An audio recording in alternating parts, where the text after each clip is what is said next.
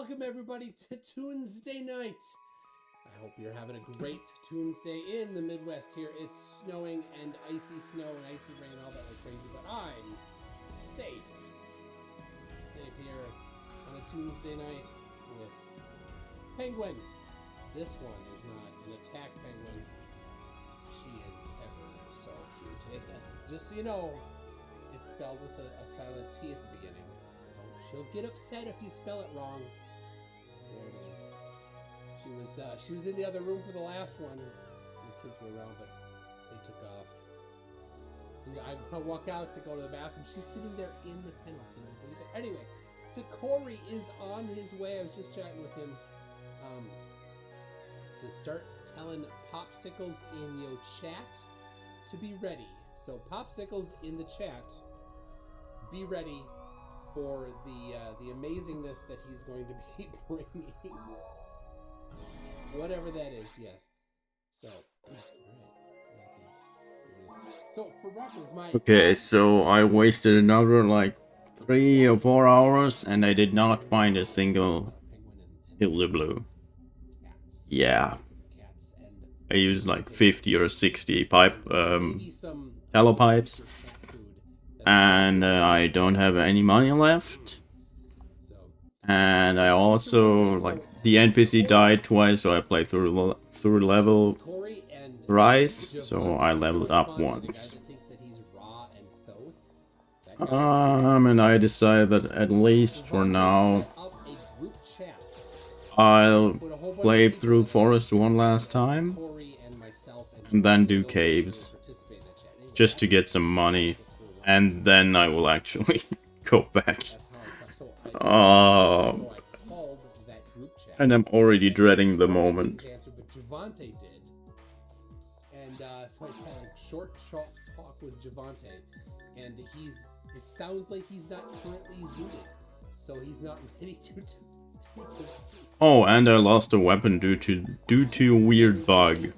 Fully zooted. Like the NPC died once. The mission did not end. I piped back, and then the mission ended. And all of a sudden, my old halberd was just gone. I mean, I could have reset. Like, I could have just turned off the game without saving. But I was like, I don't really care. So, yeah. Whatever. So when they talk to him, it's definitely not, as far as I can tell.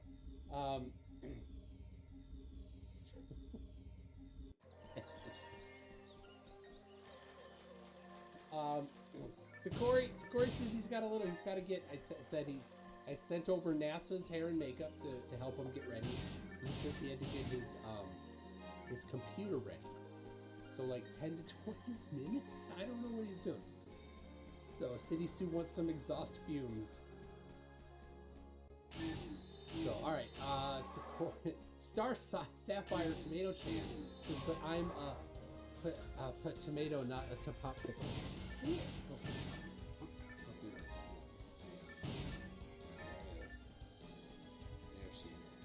She didn't want to sit on the bottom there. We can catch Wotan. You know, I've never spoken with Wotan. So maybe somebody wants to go tell Wotan that he needs to talk to me. But speaking of Wotan, I have a video with Lotan coming out soon. So Lotan is a different person than Wotan.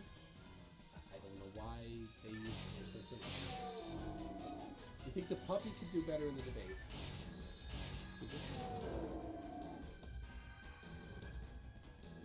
Serena's one gifted 10 memberships. Thank you for that. That's very kind. Thank you for that.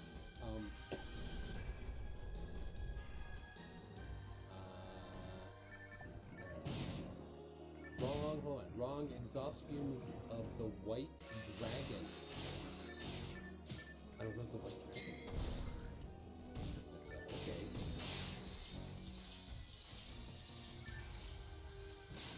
So, alright, puppy. Can you hang it on the floor? I don't have a place for you to sit. So actually nibble my feet. And you make him howl. So the puppy, she barks when she goes down the stairs. I don't know why, but if you go, especially if she's following you and you go fast, she'll bark every time. So that's what she does. What was I? All right. So I can't do it. I have the whole folder of stuff that Sam sent me.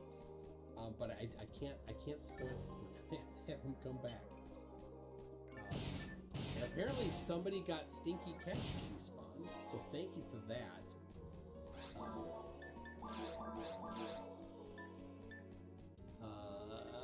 Okay, so let's see.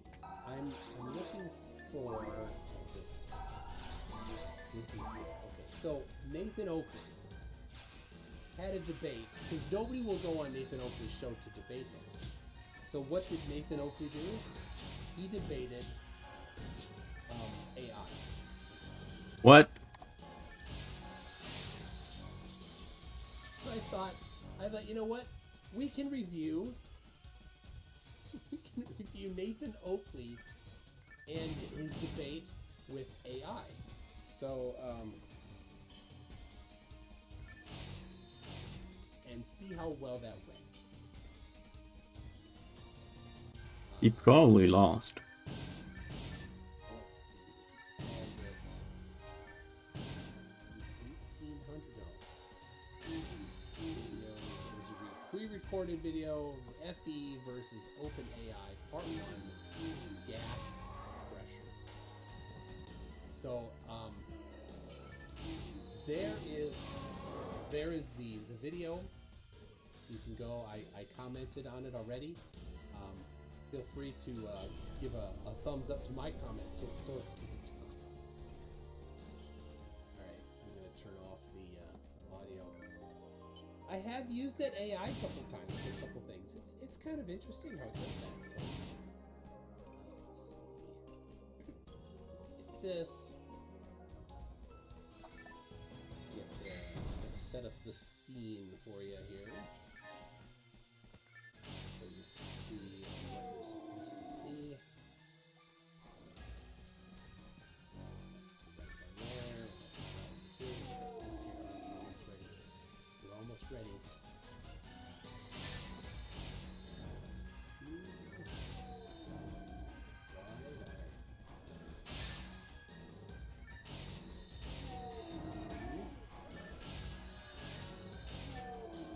Alright, there it is. There is Nathan Oakley. Is my comment still visible? There it is, right at the bottom. It's way down at it's down a bit there, so feel free to give it a thumbs up. Maybe it'll sort to the top. So here we go. Here is Nathan Oakley debating a non-sentient computer. And of course, he's going to go through his regular questions that he does all the time. Is there any evidence you can have gas pressure without a container? Classic, standard Nathan Oakley question. And it says, the way I see, you know what, I see, that's probably a bit small. Let me see if I can improve on that a little bit for you.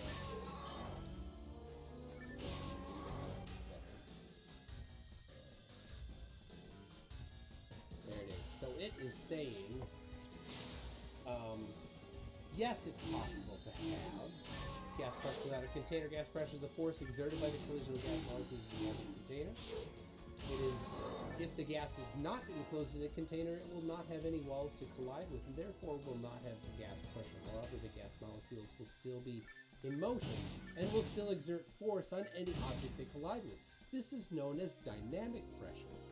And it was right at this point, I'm sure that Nathan was wishing that he could that he could mute the AI. Owned by AI. Well, it's nothing special, but even in this weird, the AI's mouth.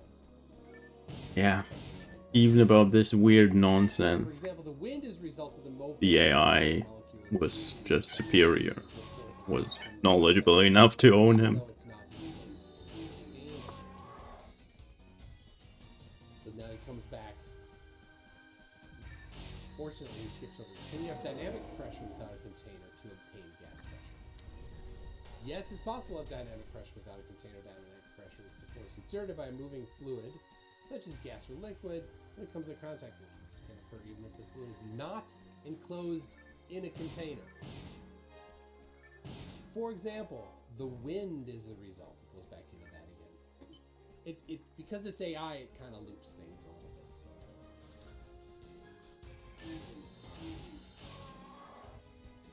Let's see. Industrial nurses, we should do it this way.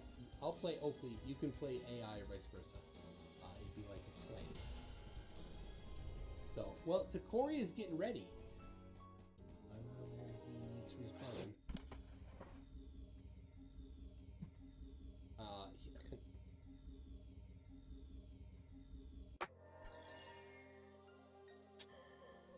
Like, I don't know. I've sent him the Zoom link a few times. He's used Zoom before. I don't know what Takori. Come on, just click the Zoom link. Like, how many times can I click it? There it is. Oh, all right, Takori. Hold on, Takori. And I can hear myself feeding back through you, so you need to turn down the audio there.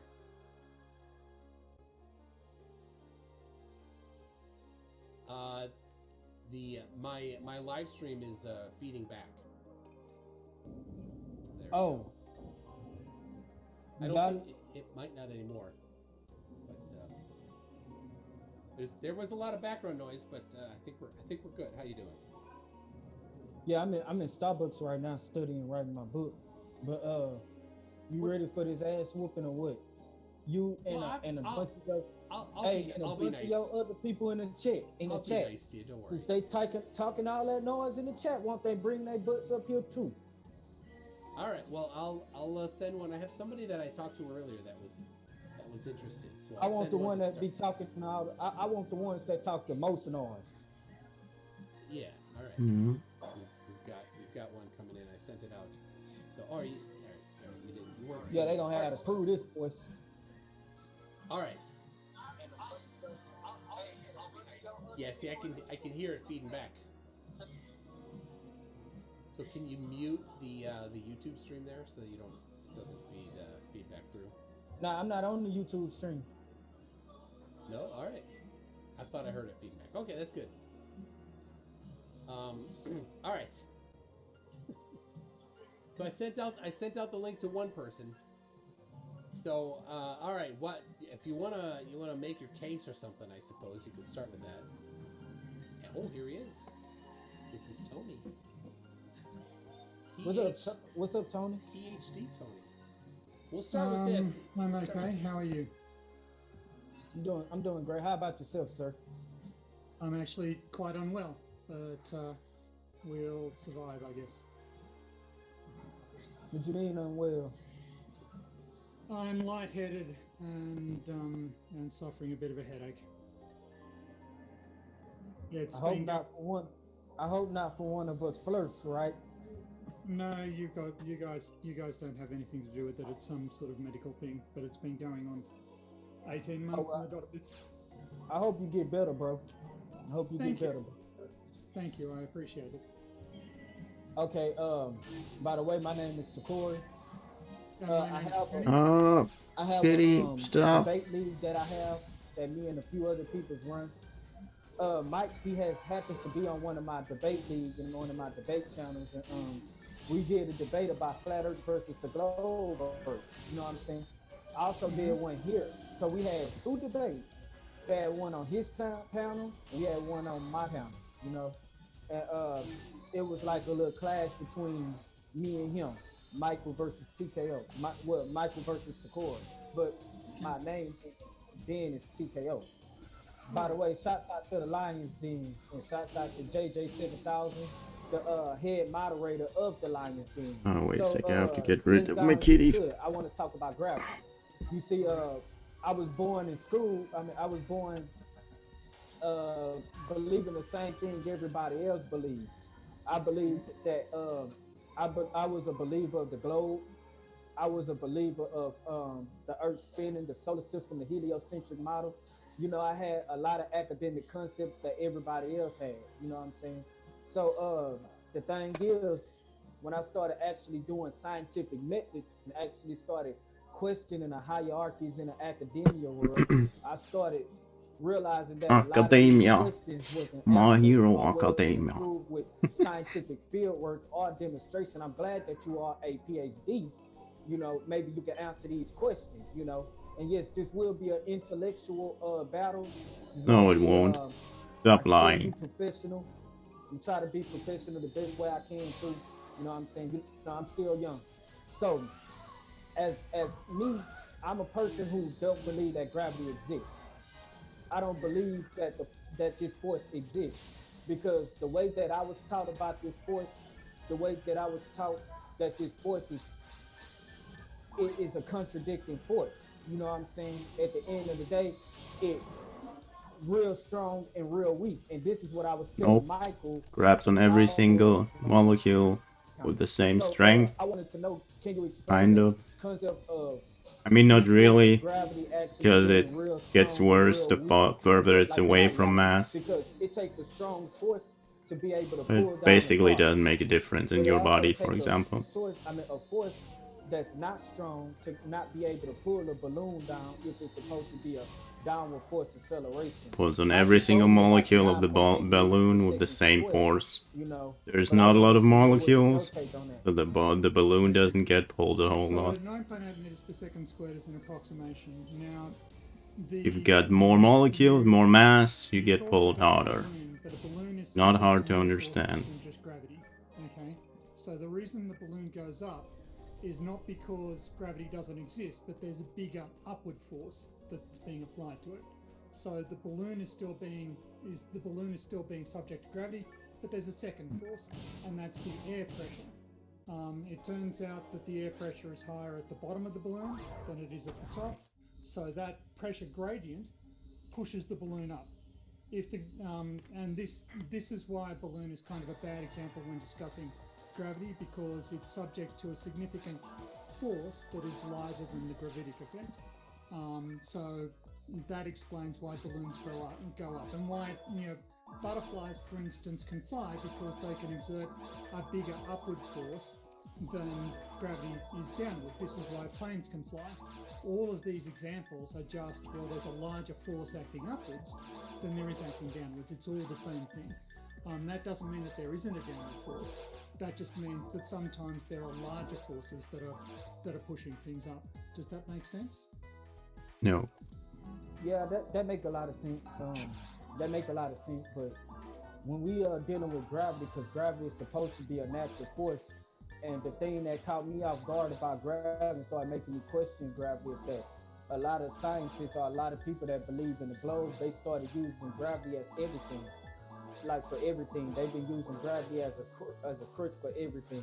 They've been using gravity to explain why we spinning on a ball at 1,000 miles an hour, not being flipped into space. They made claims that gravity is also the reason why that being time and space, while at the same time causing planets to orbit. Now these things, they don't really align with each other, because one talk about a downward force, one is talking about an orbital concept, and one is talking about the manipulation of time and space. So it's like they trying to take this force and try to imply and make it seem like it's God. You know what I'm saying? Well, yeah, I do understand what you're saying there, and you do raise a point. But the thing is that when we say that gravity acts downwards, that's towards the center of mass of the Earth, and downwards kind of varies depending where you are on the Earth. The gravity that's acting on the gravitational attraction of the sun on the Earth is towards the sun. So gravity is basically the action of mass being accelerated towards other mass. and that's because of the curvature of space-time. And it is a very fundamental scientific principle, so it does permeate a lot of things.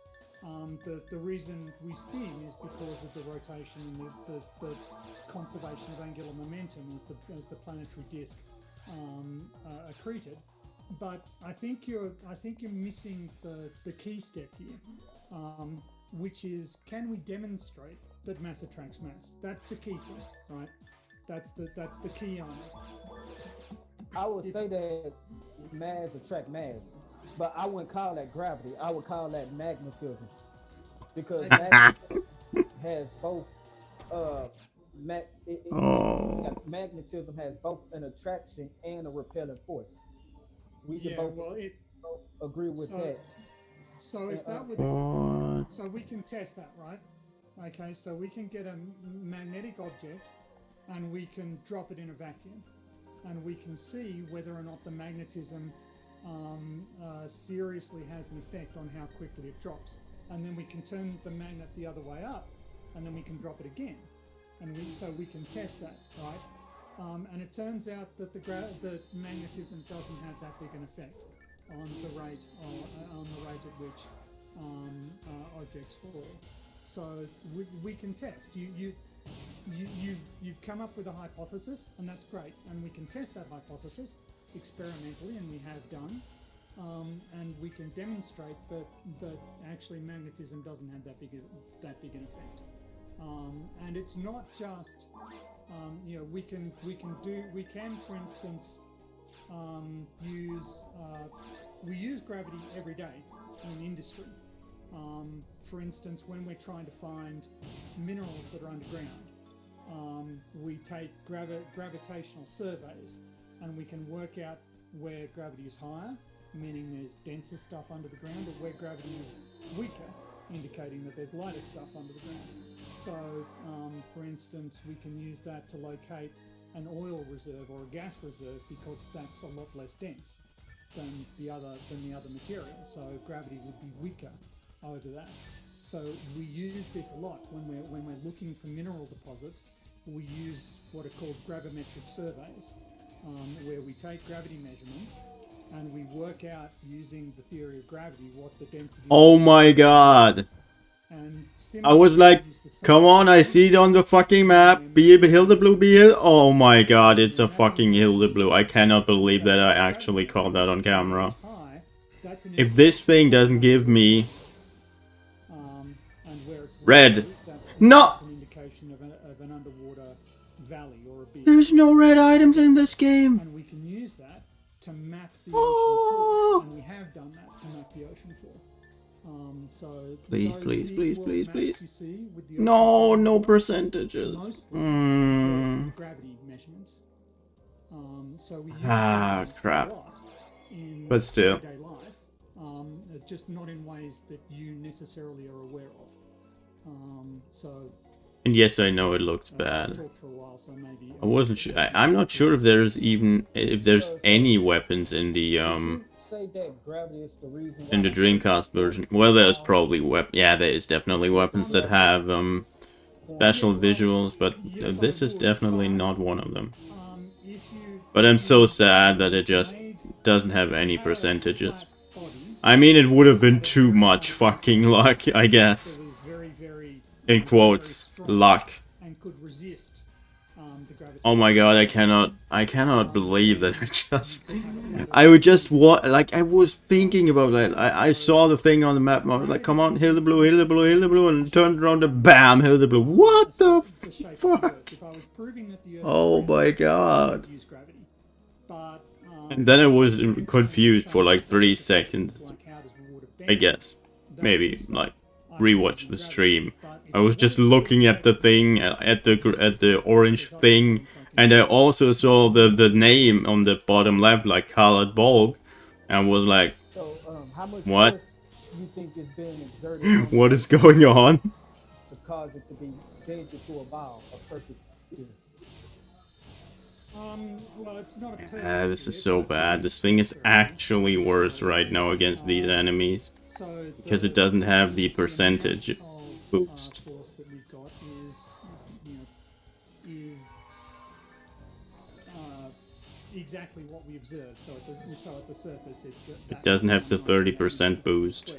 Acceleration on every mass at Earth's surface, and you can even map gravity inside Earth's surface, and it increases to about 10 meters per second squared when you get into the utmost center. And at that point, the force is truly immense because you've got the weight of all of the overlying Earth pulling in to that point. So that force is tremendous. There's a tremendous amount of pressure there. Okay, so here's the thing. So would it be okay to use force equals mass times acceleration? Yes. Okay, so what is the mass we're gonna use for this particular scenario? When we use the mass of the Earth?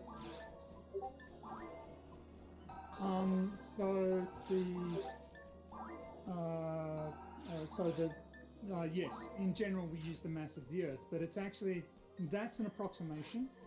And in practice, if you want to make really, really precise measurements, you have to sum up all the bits of the Earth. So actually you take every little bit of the Earth and you add them all together, all of their gravitational attractions all put together, and that gives us our gravitational field. So it's not as simple as just using the mass of the Earth. What you do is you kind of break the Earth down into really small bits, and you just sum them all up, and you sum up their gravitational attraction. And you can even include the Moon and the Sun and the other planets in that calculation. And indeed, we do that when we're calculating, for instance, satellite orbits. When we're doing satellite orbits, we have this surface mass distribution that changes because mass is moving around for whatever reason. Mostly it's water and ice and that sort of thing that's moving around, but sometimes it's because of other reasons. But we also include the gravitational attraction of the Sun and the Moon and the other planets. They're all acting on a satellite. And all of these forces are kind of small, but adding it up, they're kind of significant. In fact, with satellites, when the satellite goes into the shadow of Earth and it moves out of the sunlight, I don't know if I even should use my grinders on this thing. Pressure. And once it goes into the shadow, you can actually see that there's a force because it's radiating heat. So even though these forces are small, we can actually detect them, and they actually turn out to sort of influence. All the ATAs, awesome. Really precisely. And I mean, in the average... I think this one was actually one of the weapons that goes only up to like +9 or something, so I will probably not even waste a lot of them. These effects are tiny, they're negligible, so nobody knows. So, yeah, I'll use I it. was told in school that Or I'll use them on it. 5.97 times 10 over the 24 power squared secretary. It's 5.9 by 10 to the 24 kilograms. Is that what you're looking at? Yes, secretrillion kilograms, because 24 to power is secretrillions. Anywhere from 24 power to 27 power is considered secretrillion. So if you multiply that times 9.8 meters per second squared, you'll probably get like around 56 times 10 to the 24 kilogram sectotrillion. You know what I'm saying? Newtons. So, but with Newton's law, you've got to also multiply by the gravitational constant, which is about 6.67 by 10 to the minus 11. And you've got to divide by the radius of the Earth squared, which is 6,371 kilometers. And that's 6,371,000 meters. So you're dividing by that squared. So it turns out that once you do all the scaling, Yep, I remember it correctly. It's +9. 10 meters per second squared is what you get.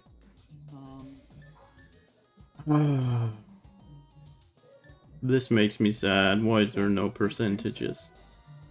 I guess at least I have not used a lot of grinders on it, so I can just use another one if I find another one later.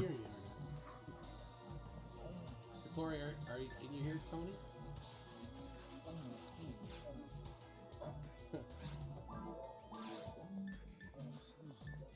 not? It looks like he's like looking around on the screen for stuff. Yeah, I'm trying to get back in. Oh, you're in. We see You're you. in. Yeah, You're I'm already. Oh, okay, I'm tripping. My bad. Yeah, I was trying to set my screen and ask him which equation would he like to use in this particular scenario. Right, hold on, let me make it so you can share. All right, you can share your screen. Okay, let me see. This time.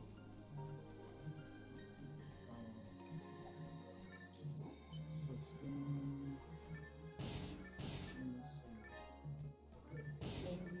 see. Hold on real quick. You just see a white screen there, blank screen. Yeah, I'm trying to get to my I got 2 slots on my presentation thing that I just want to show. Just 2 random slides that I just did, you know what I'm saying? Let me get to my slides real quick. Just one of the 2 slides. All right. I just want to see which equation would he use in this situation. Yeah, the Starbucks Wi-Fi is a little choppy.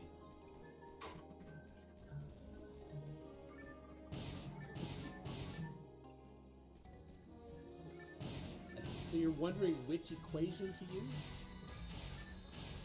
Okay, so it's almost as strong as the fire palace I just sold.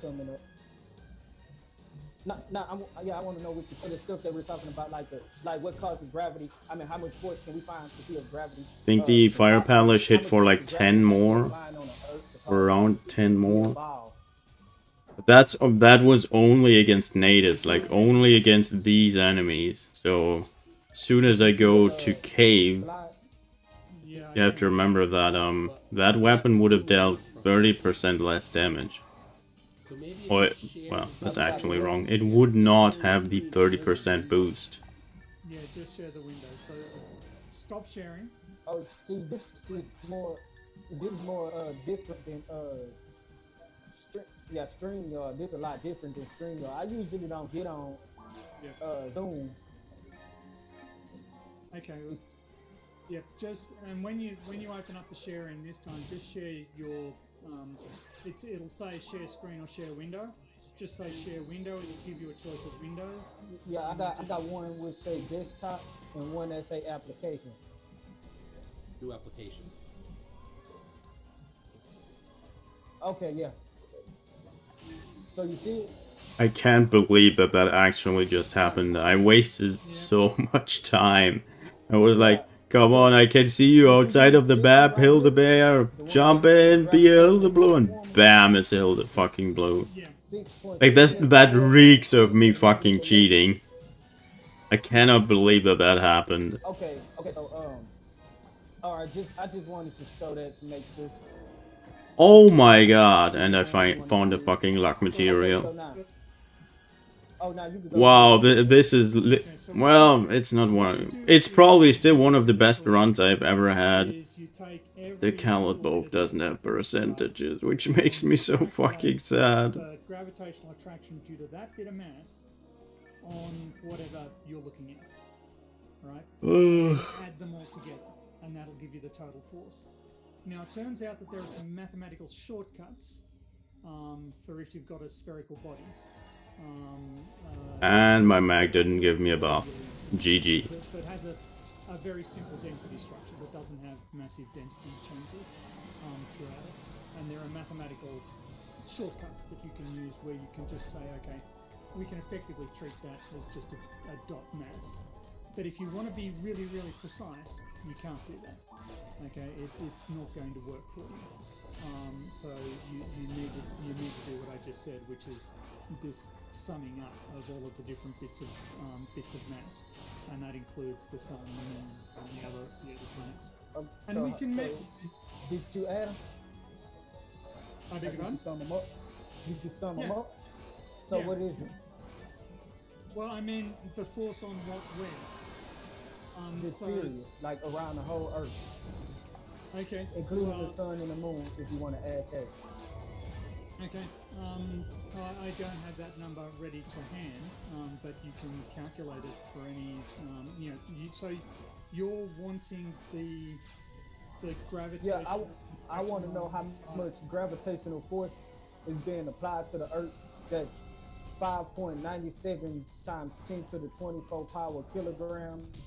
How much force is it using to apply all that pressure to cause the water of the Earth to stick to a ball? Because the waters of the Earth is around 3.26 trillion billion gallons of water. You know what I'm saying? That's like 8.26 trillion, I mean billion trillion pounds of water. Yes, that's right. But you understand that Do the thing. every bit of the Earth is Do the exerting thing. gravitational attraction on Do every the bit. thing. So No, it did not do the thing. on one side of Earth is exerting gravitational attraction on water on the other I side. mean, I got a level up. Right. And water over here is Would have exerting liked to gravitational see, attraction yeah, on both of them. an orange item dropping from that dragon. Everything is exerting gravitational That would have been on awesome. everything else.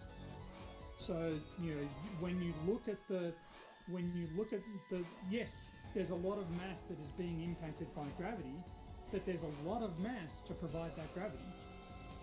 So it's kind of a self-answering question. Yes, a lot of mass is influencing gravity, is influenced by gravity, but a lot of mass is exerting all of that gravitational influence. And each element of mass is attracting each other element of mass. It's like, having a city where everybody is talking to everybody else on the same phone line, right? It's just this massive network of forces. Does that make things any clearer for you? Because Yeah, it makes a lot clearer. But the thing is, I'm trying to find out how much force is being applied on humans, animals, cars, trucks, trees, all of it. How strong is this force? Like, how strong is this force? Because this force at the same time is able to hold all this heavy It's stuff pulling on down, every single but at the molecule with same the time, same it strength. can't More hold like molecules means certain small more things like pulling a down. butterfly. How hard is I that know to that you said that the understand? Oh butterfly my and god. things like that, they exert force, upward forces and stuff. But we know that what I did my research on, I found that a butterfly has a force of uh 2.9 grams of force when it's exerting. You know what I'm saying? When it's exerting its wings. So yeah, a 2.9 gram force. Okay, my bad. Okay, you can go. no, but if the Oh butterfly my god. as long as the butterfly weighs less than 2.9 grams, that's fine. That's all the force it needs, right? So this whole thing, yes, gravity holds this massive amount of matter to the surface, but if you take the top 1% of the surface, it's still The being armor attracted itself by is much 99% worse. of It has matter. one less So defense and if you take everything that's within, 2 say, less 60 EVP, kilometers of Earth's right? surface away, and Oh no, say, it okay, gives how much 10, force is so it's being just exerted one on that? defense We can worse. do that calculation. We can sit down and we can do the numbers, but it's going to add up to exactly what we observe. And we point check this all the time. If it works at all the points, it's going to work when you sum all the points up. While I can understand you're curious for that number, I can get back to you with it. But it's Yeah, because Oh my god. I think that if a force that's dealing with a mass I don't have 70k. it has to be No. a lot of force that's being, because I'm gonna say it like this, like let's put it like this. I'm just giving a random number. Let's say like 100 newtons. Let's say they say 100 newtons. I'm not saying it's correct. I'm just giving a random number. Just throwing a random number. 100 newtons. We know that 100 newtons is actually translated into like 21 pounds or something like that. 21 pounds. Let's say if they say 21 pounds, the nutritional force of gravity. What should I use? Arm or leg? that wouldn't make no sense. I mean, power would simply due to the also be fact that kind of nice, 21 but pounds can't even hold actually down no. an elephant, because an elephant I can guess pick up legs a is whole good, family because that's I over don't really 200-300 need pounds arm. total and carry I'm it on hitting back. anything anyways So right now. My it hit wouldn't make no is sense for really 21 pounds over the person to top be able because to of, exert pressure on an well, I've been elephant training my that's over mag, I'm 200 over pounds. leveled, and the weapon just gives me a whole lot of The hit. force applied to an object increases with the mass of an object, right? So the Yep, more that looks massive good. the object is, the more force is being applied to it. So the reason butterflies can fly is because there's not much gravitational force applied to them because they're light. The reason elephants can't fly is because they're really, really heavy. There's a lot of force acting on them. And no, Dumbo doesn't count, MC2. Yeah, I Yes, call Dumbo can. Yes, Dumbo can. I need the math. I need the math for that. Okay. You ain't see the movie? You ain't see the movie? Yeah, I did see the movie. He's just got to have a feather with him, right? Then he can fly. Okay. Yeah, Here's the all thing. math. See, that's one of the things that got me not believing in gravity, because when they said something like more force is needed, I was telling MC Toon about this too. More force is needed on an object, because I never met a force that is like that. That is more effective on heavier objects, objects with greater masses than objects with less mass. You know what I'm saying? Dragon frame. Actually, all forces are like that.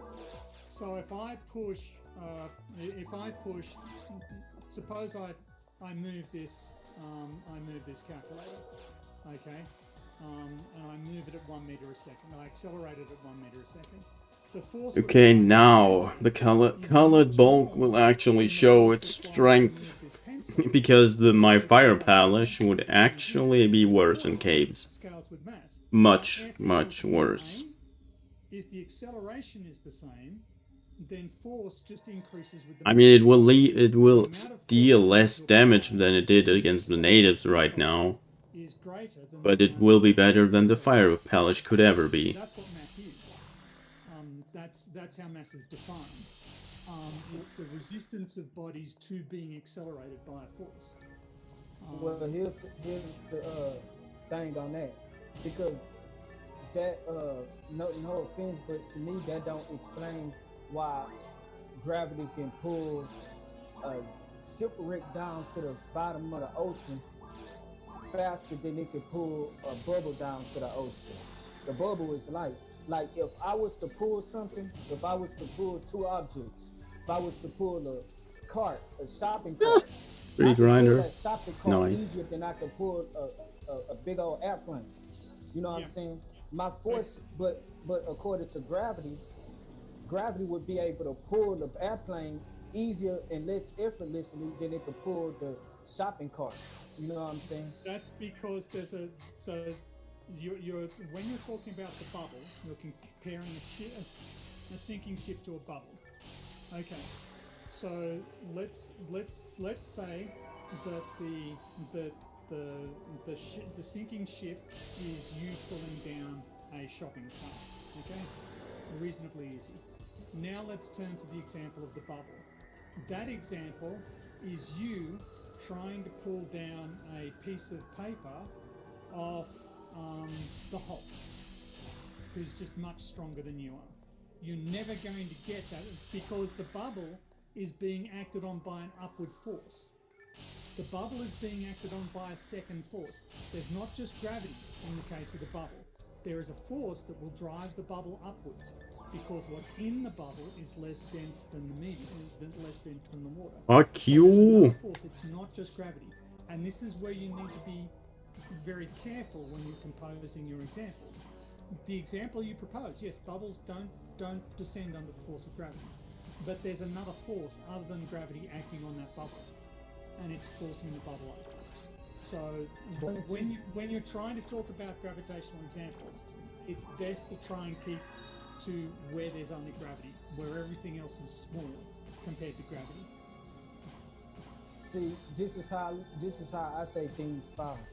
I say things fall the same way that you pretty much said with the buoyancy thing. The buoyancy or the upward force is simply due to the fact that the object is much lighter than the medium that it's in, so it has a greater upward force.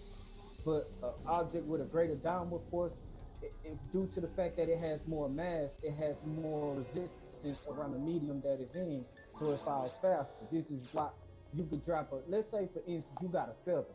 You could drop that feather, and that feather with no air pressure around it, it's gonna weird to side like that, and it's gonna land on the ocean, but it ain't gonna sink in the ocean due to the fact that the feather is barely lighter than the air, but yet water is 8 times denser than it.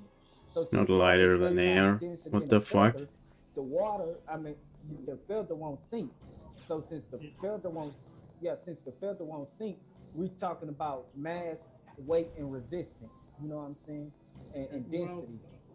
except that we can use gravitational acceleration to detect mass that is not immediately next to the accelerometer, right? That is not immediately next. We let me talk to you about a historical example.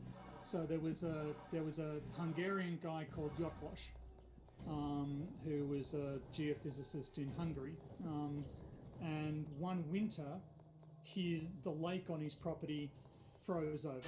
So he went out and he measured gravity at various points around the ice, and he was able to find points where gravity was higher and find points where gravity was lower. And so he used this to map the floor of his pond. And then when the ice melted, he was able to check the accuracy of his map against the floor of his pond. And he turned out to be pretty close. So your buoyancy argument can't explain that.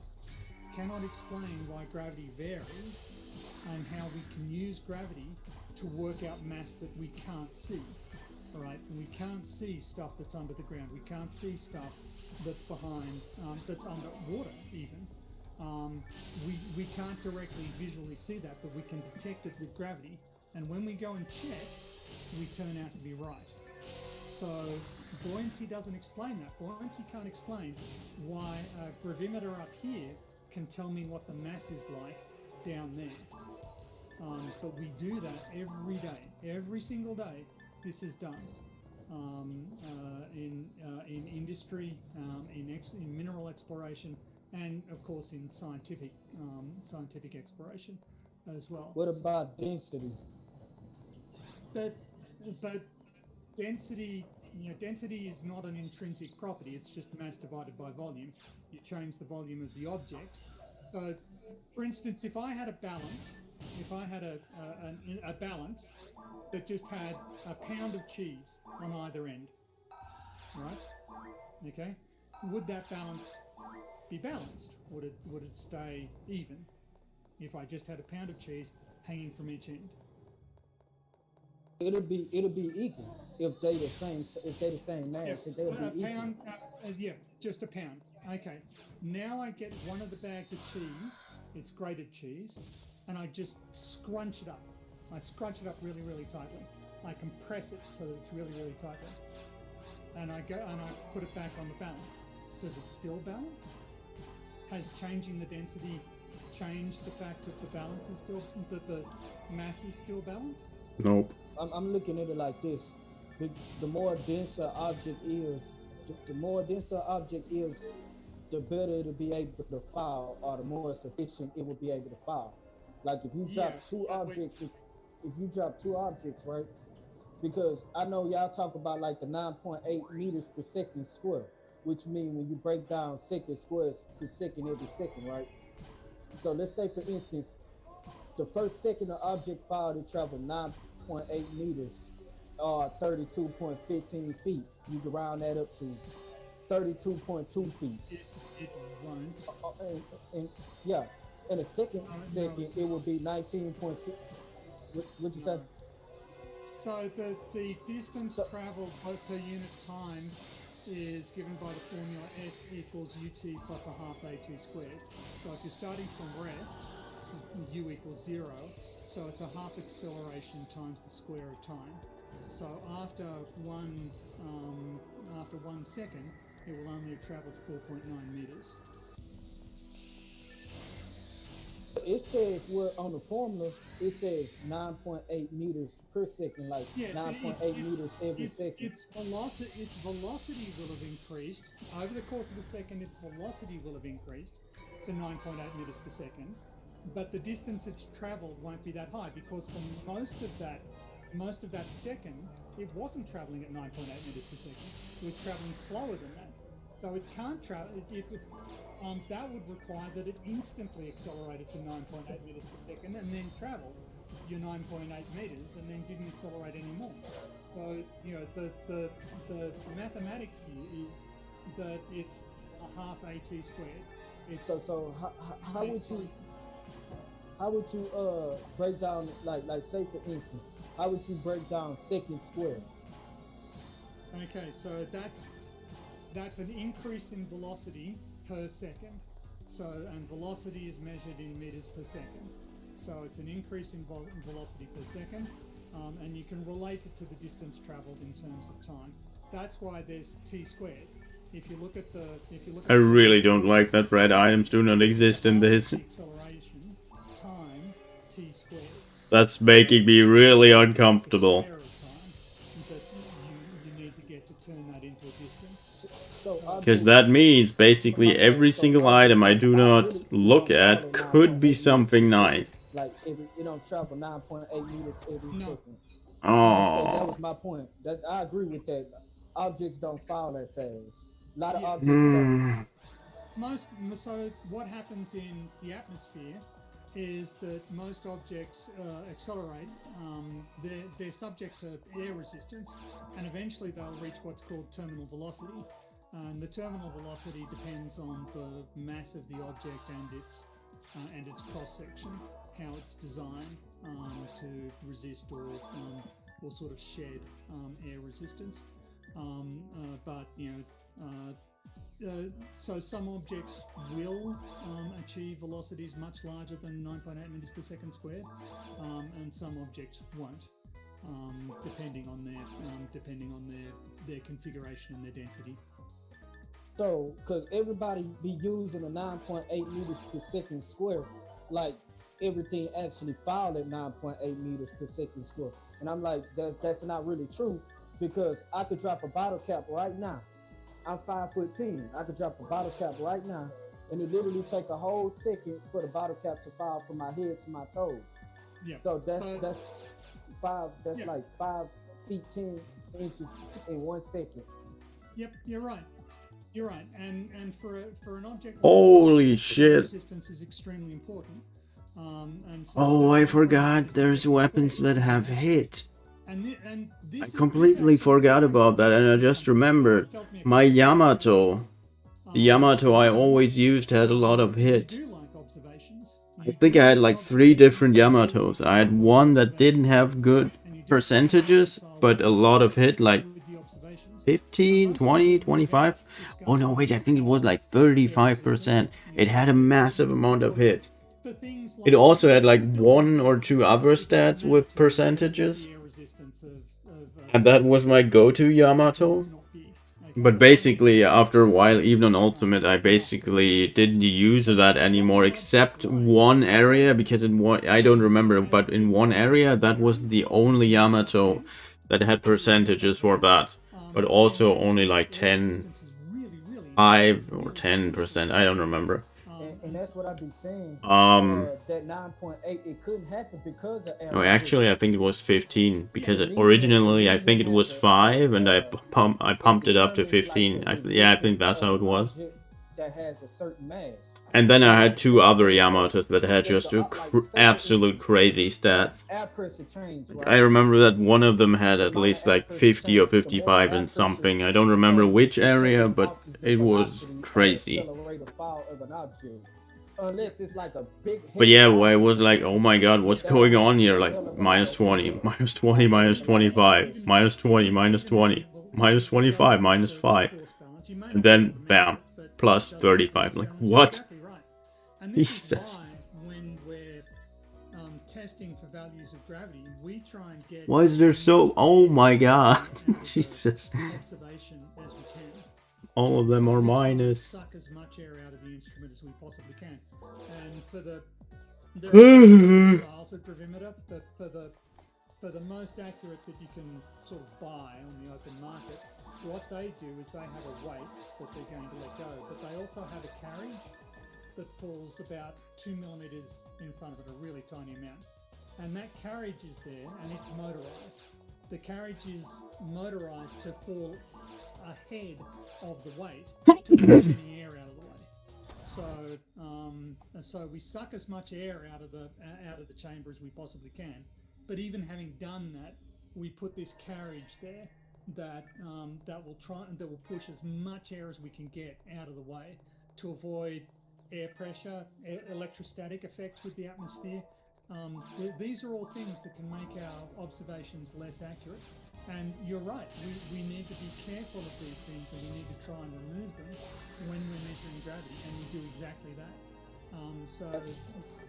Yeah, I do be skeptical about a lot of measurement of natural. I think measurements are only supposed to be used to find out the size of something.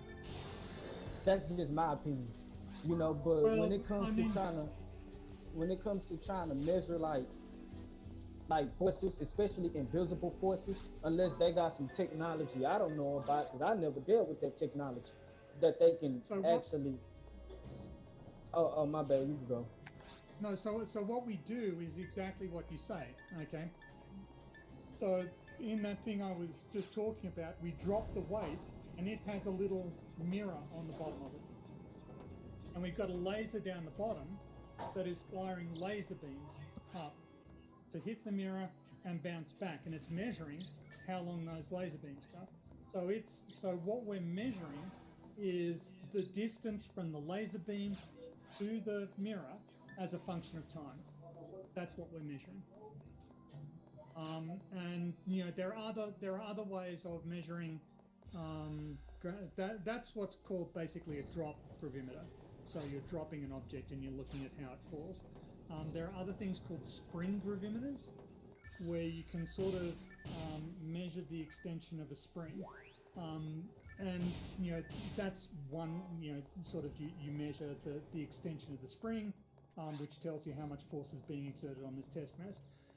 But for instance, one of the gravimeters that I help maintain, it has a metal ball that is suspended in a magnetic field. It's held in a magnetic field, and it's super cool. So there's no air in there. The air is all frozen out. It's liquefied once it gets in there. And so this ball, when it moves, it excites an electric current in this field that pushes us back to where it came from.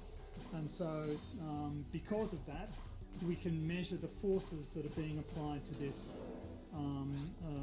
object by the amount of electricity and the pattern of electricity that is being applied. That's some good stuff.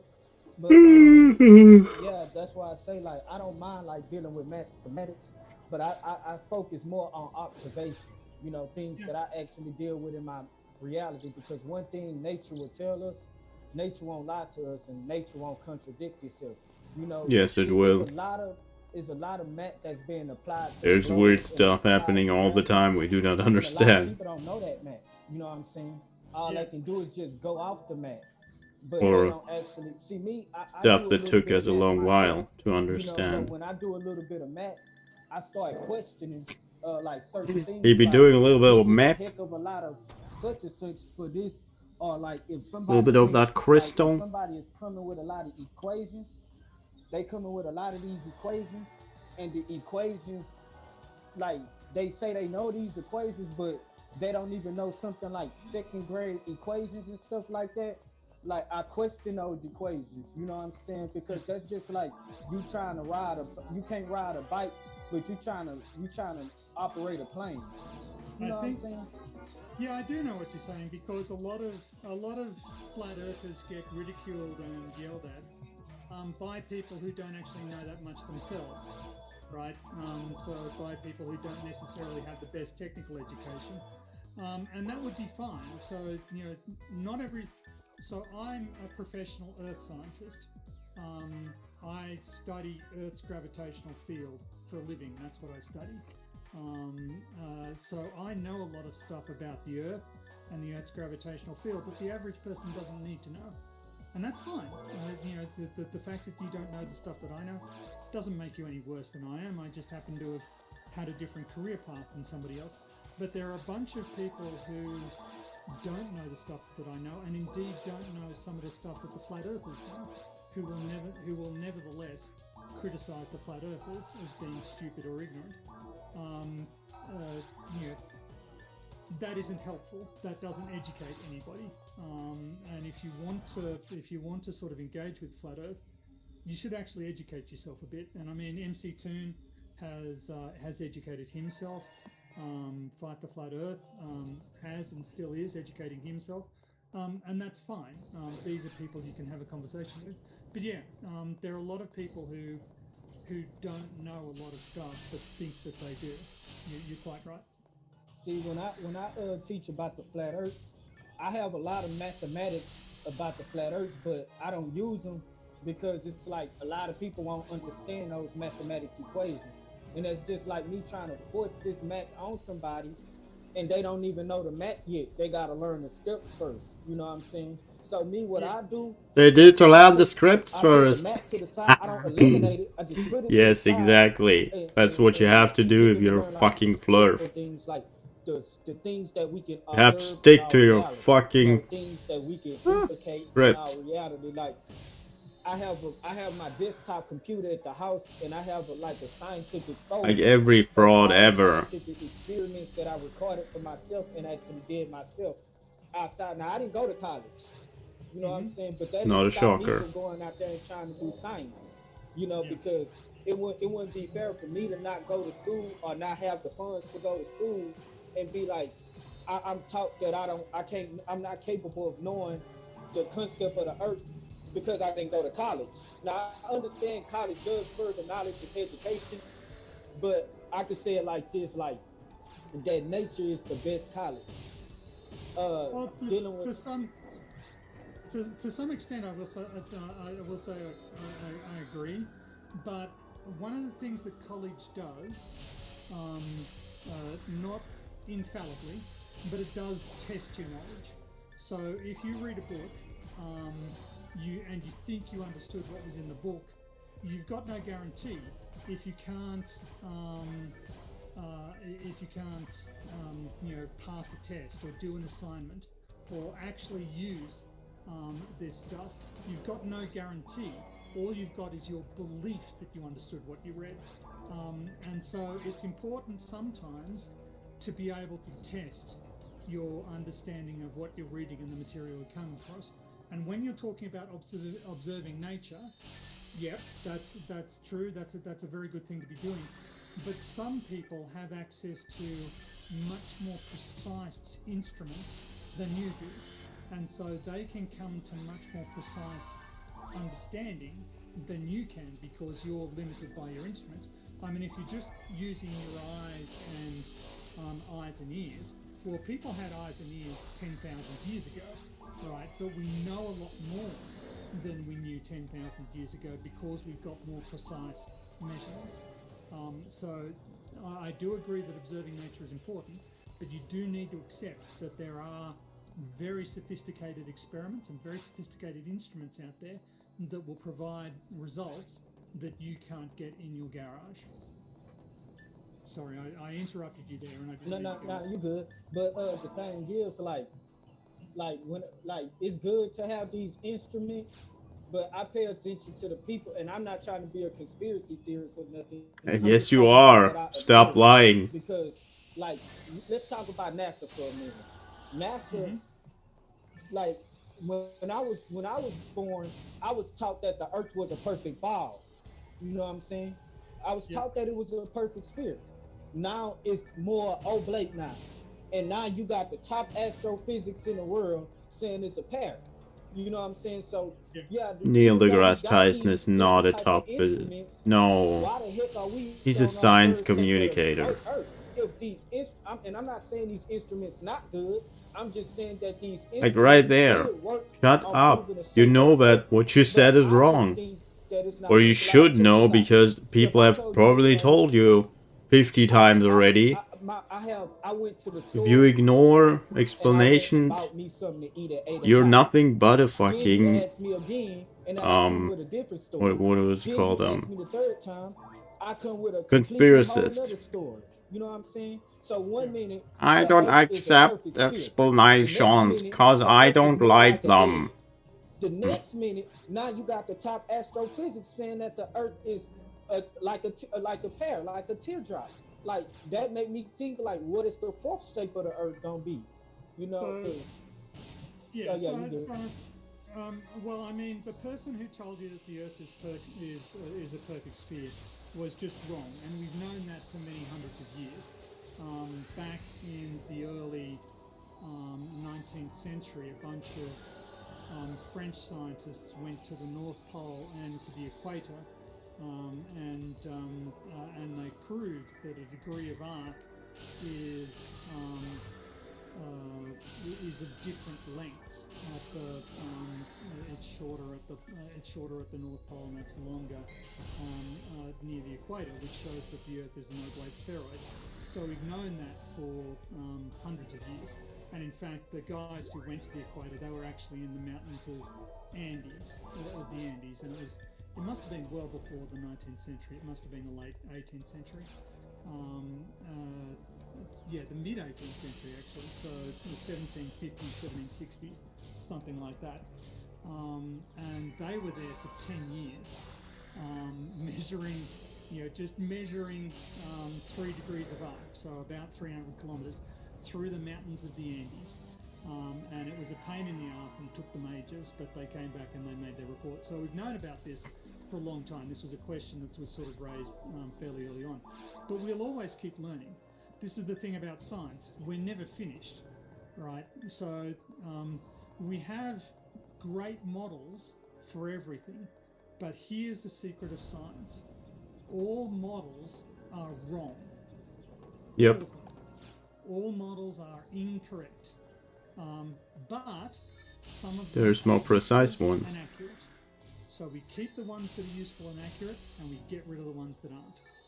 Okay, that's how science progresses, and we need to bear in mind all the time that the model we used to have for what's going on is going to be improved upon. There's going to be a better model coming up, and this isn't taught to people. People are taught, here's the model and it's reality.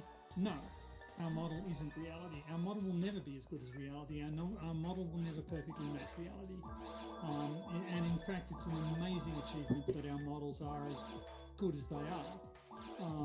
But there's still a lot that we don't know, and there's still a lot that our models can't explain at the moment, and that'll almost always be the way. So No. Oh my god. The person who told you back when you were Oh, another 4-slot thingy.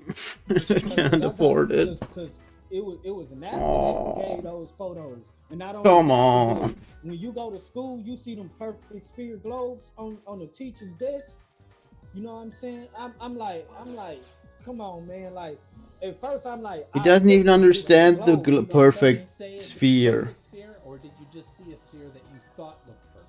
Nah, I got the globe in my house. I got the globe in my house. Yeah, and that's not a perfect sphere, you Did moron. somebody tell you that it was a perfect sphere? Or did you look at it and say, oh, that looks perfect to me?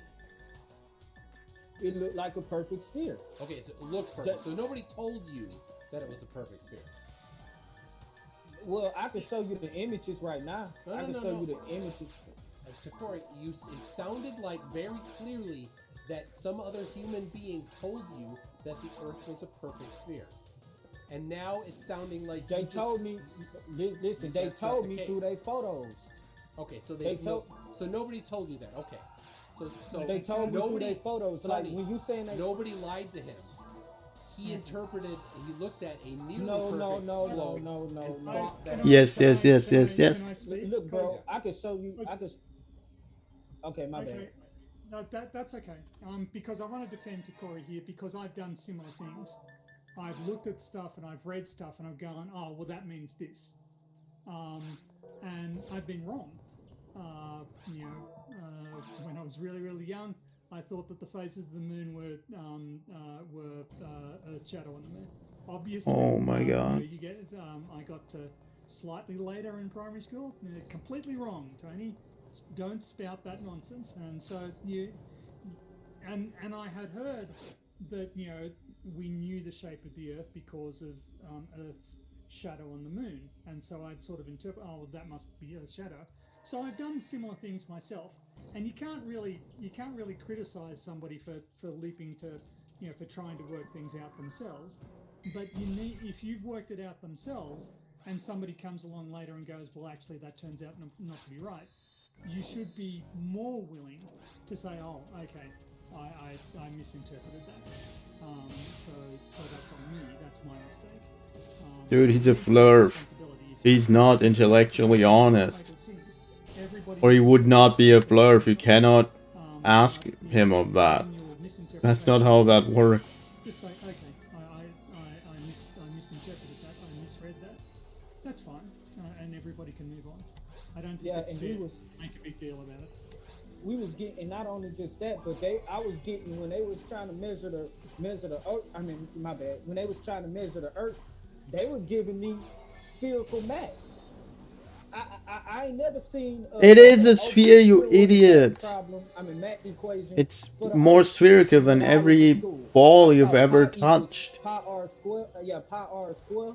I saw those type of equations. Oh god, he's so fucking dumb. With the radius and everything. So I'm like, I know that's a perfect. That's not an oblate. They're not teaching me oblate mathematically, because I can pull up the oblate spheroid equation right now, and it don't look nothing like that. There's a very good reason for that, Takori, and that is because in order to measuring distances on a sphere is very, very easy, or calculating distances on a sphere using the coordinates of 2 points. I can calculate the distance between them, and it'll always be accurate. Incidentally, that spherical distance I calculate will always be accurate. Won't be precise, won't be exact, but it'll always be accurate. And if you wanted to prove the Earth flat, you'd only need to find me one case where it was inaccurate, where it was really, really wrong, and then I'd start crediting it. But there are no such examples. But there is no formula for the distance between 2 points on an ellipsoid. That's not a thing. There's a very, very it's an integral formula that isn't closed in form. So it's a very, very complex calculation. So when we're teaching school children how to do stuff, we don't give them the really, really complicated formula that they can't understand, because it's just too complicated, and they don't need to be that precise. A school child most likely doesn't need to know the difference, so we only teach them the stuff that we think that they can easily learn and easily understand. And that may create a misleading impression, but again, we need to be honest that these are approximations. Nothing's ever exactly correct. So, and if our science teachers were honest with us and just told us, okay, this is everything's an approximation, nothing's exactly right, no measurement is exact, no observation is exact, or everything is an approximation. So remember to include uncertainty into whatever statement you're making about reality. If people were honest about that, I think perhaps you'd have understood better that what you were being taught is a useful approximation. It's pretty accurate, but it isn't absolutely right. See, I would have just been like, yeah, I know the circle, the perfect sphere may be a... Explain to him about the teardrop thing, for fuck's sake. He obviously doesn't understand it. He's like, oh my god, it looks like a teardrop. No, it does not. It's like 40 miles different. Like, it's like 40 miles off. Who cares? The thing is like 16,000 miles big. Jesus Christ. I forgot what it was, but it was more 0.3 oblated or something like that. But yeah, so I'm like, yeah, you might get I don't know. Like if you the might be Earth the is actual more person, spherical than but every, both of the formulas are like literally every single ball a that perfect was fit machine and a factured oblate. you've You know what I'm ever saying? touched in your Because life. Like every pi r, single one however you is want to worse do that one, than the Earth. 2 pi r, pi that is the Jesus. circumference, and then you got a whole different equation. Like I'm like that might not even be the just looking at the equation, it might not even be the same uh distance. Like you Well, ever saw that equation? the Like that. circumference, the circumference of an ellipse we can calculate, and it's actually got a fairly simple formula. It's just pi AB, where A and B are the two axes. So when A and B are equal, it just becomes pi A squared. So it turns into the circular formula. So the circumference, yeah, we've got a simple closed form. But for distances or areas on an ellipsoid, there's no easy way to do it. It's a massively complicated Corey, integral. for reference, I have the Vicente formula on screen right now. It calculates distances between points. It is, like Tori said, it's not a complete solution, and it is not easy. There's a rare elementary school child is going to be using this one. Yeah, well, even a secondary school student, I don't think would be like, you'd need to be fairly far into calculus, I think, before you were able to approach it. It's just not, we've looked at this, and unfortunately, we just don't have convenient formulations for this shape. And this is one of the other things about nature. We often feel that nature must have very simple properties and simple explanations, but it's under no obligation to at all. This formula is absolutely horrible. It's one of the frustrations of being an earth scientist, because you'd much rather be able to work with exact elliptical different distances. Sorry. But it's really, really inconvenient to do that. So I have also now Haversine formula, which is the formula for a sphere, distances on a sphere, which is not trivial itself. But that again is a very specific formula, because the Haversine formula was. Oh my god, another luck material. What is going on? Distances on a sphere is just the spherical cosine rule. The reason I think my original character had like 24 luck. Minimizes the number of multiplications that you need to make. At the point where I could not use any materials anymore. By hand, No kitty, go away. Errors was very, very big. Now that we've got calculators, nobody cares. But for hundreds of years, people were doing these calculations by hand at sea. You just got booed. Go away. So they wanted a procedure that was as simple as they could possibly get. And that's where the Haversine formula comes from, which is why it's a little bit more complicated. But yeah, that's the volume of a sphere, yeah. 4/3 pi r cubed, yes. Yep. You got it. How long are you going to show us that, Corey? We see it already. Oh, we don't... Something happened to your audio's gone to Corey. Oh yeah, so yeah, I was showing it for a long time because it was blurry on my part, and I thought it was blurry on y'all's part. So I just tried to make sure it was not blurry no more. But that's the formula they gave me in school. Now yeah. I went to North Shore Senior High School, and I went to North Shore Middle School. Then I went to Cunningham. Well, I'm going downward, you know what I'm saying? But first I went to Purple Sage Elementary, then Cobb Elementary, then I went to Cunningham Middle School, then I went to North Shore High School, and then North Shore Senior High School. You know what I'm saying? And then so on and so on. And I was taught that. That's what I was taught. Yeah. And you need to sort of bear in mind that a lot of the stuff that you were taught was taught at an introductory level, at just a very sort of elementary level that was easy to grasp, and you were spared a lot of the complexities. And in some cases, that can create misapprehensions, misperceptions of exactly how complicated reality is. And it feels like that's happened a few times here. but you know, and sort of there are two. I guess there are two approaches to that. When you learn that things are more complicated than you were originally taught, you can go, okay, well, I need to learn the more complicated part, or you can say, well, the previous people were lying to me. I was being deceived, and don't get me wrong, there are lies that are told in the education system by the government, etc., etc. But the shape of the Earth and the existence of gravity are not two of those lies. And I think it would be more constructive for you to focus on those areas where you are being lied to. And I think that a lot of deception goes into misrepresenting America's socio-economic circumstances and the causes for problems. I think that's where the majority of lies are told, and basically to preserve the interests of rich people so that rich people can continue getting richer and keep poor people poor. That's where the vast majority of lies are told. From my perspective.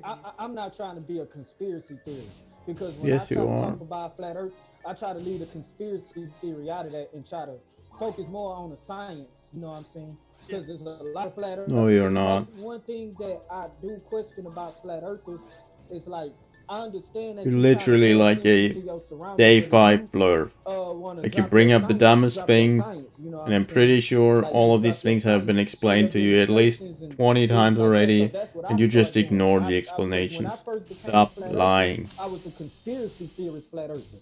I was like, yeah, the government is doing this, the government is doing that. And I was like, well, let me get precise in it and let me do some investigations myself to see if the earth is really flat, or if the earth is really a globe, or is it this, or a sphere, or such and such like that.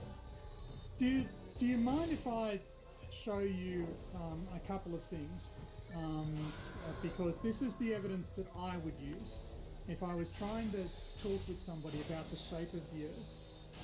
There's one piece of evidence that I'd use, and it requires a couple of presentations. Do you mind if I show you? Yeah. Okay, so the first one is just going to be a cartoon, but we'll get to the data in a minute.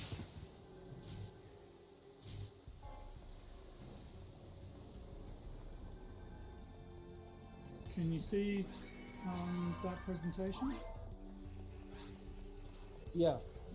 Okay, so what we're looking at here is just a sphere, and we've got an earthquake, and we put the earthquake at the top. It's surrounded by that purple thing there. Okay, and this is what we would expect for an earthquake on Earth, on a sphere. Okay, I'm just going to go with the graphics now.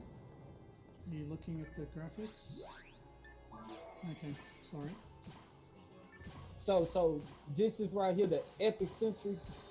The epicenter is at that's the top, and the antipode is the point opposite it. So anyway, we're going to go through, and the earthquake's going to radiate. Sorry, I need to do it more slowly. It radiates out from the epicenter.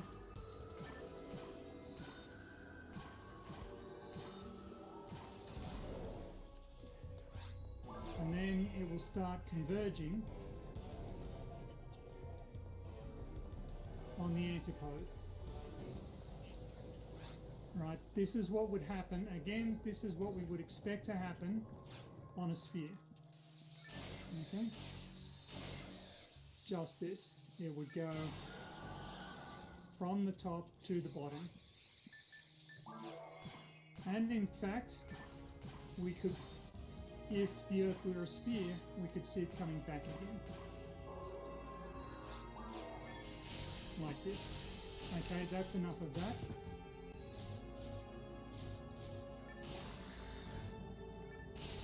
And let me find the other presentation that I've got.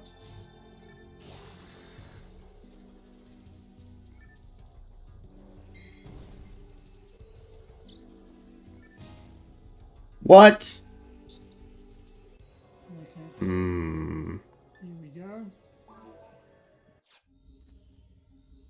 And let me share it with you. I had like 60% life left. What the fuck was that? Okay. So now we're looking at data for an earthquake that actually happened. This earthquake is marked by a red star. Okay. And the blue stars are going to measure where we've registered the earthquake occurring. So we're starting 3 minutes after the earthquake. On the left, we're at an azimuthal equidistant plot just above the earthquake. On the right, azimuthal equidistant plot centered on the North Pole. Okay, and we're going to go through. So now you can see that it's hit southern Australia.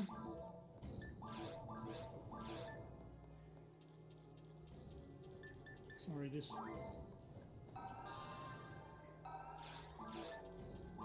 What you can see as we step forward in time is that those blue circles are spreading out like they're on the edge of a circle.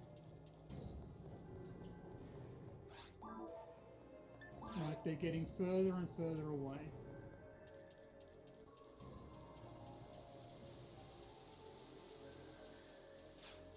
Okay, so the energy is doing exactly what we thought it should do. It's radiating away from the epicenter in a roughly circular pattern. Right, and it's gotten past the far side of Antarctica by now.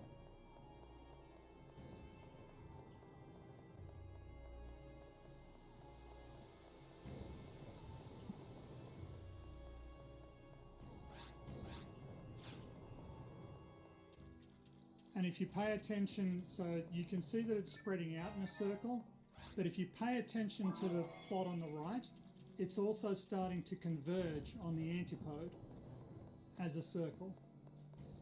And this will become clearer in just a second. You'll be able to see that it's converging in as a circle.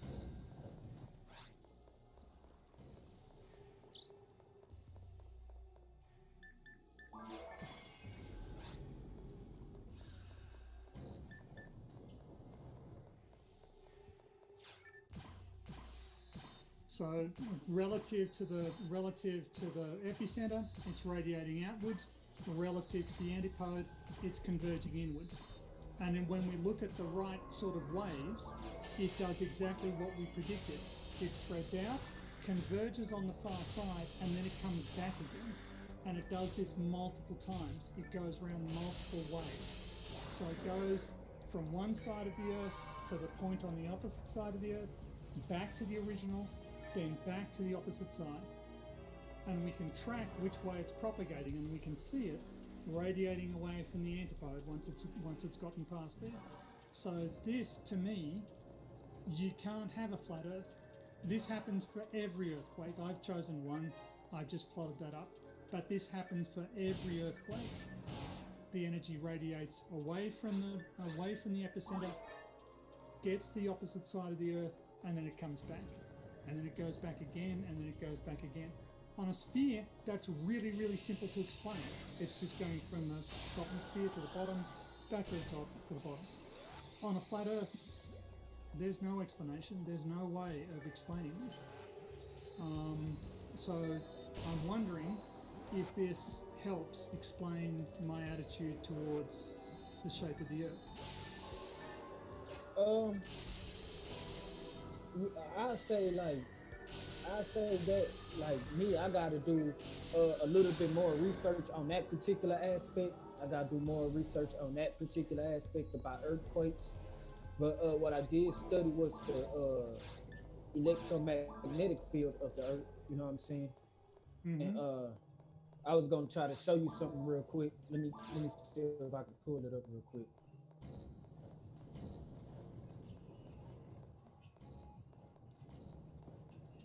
Let me see if I can pull it up. I hope this isn't too boring for your audience, Tim. This is good science, good information. Let me see. I'm ready for you, Takori. I've got my electromagnetism. Hey, y'all can talk till I pull it up real quick. Don't just be silent. Y'all can talk till I pull it up real quick. All right. There are a few questions and stuff, so I'll see if there's any that are not directed towards you, so they don't get lost in the mix.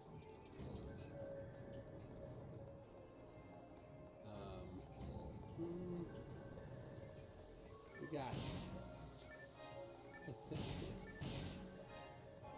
Let me scroll back at me. All right, we got Dave Kircher says thankful for every Dave Kircher.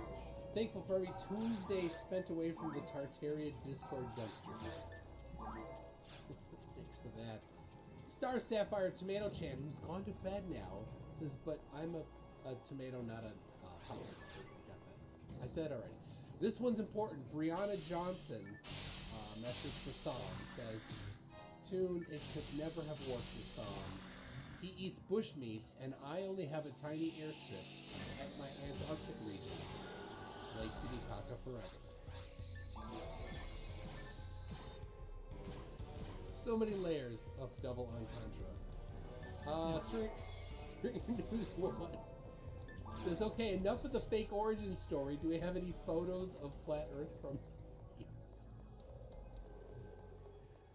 Everybody comes in with their origin story. I believed in the spinning ball for 75 years. Well, I think the reason they say that is because then then they encounter flat Earth and they've got to explain stuff, and it turns out that they can't. I didn't.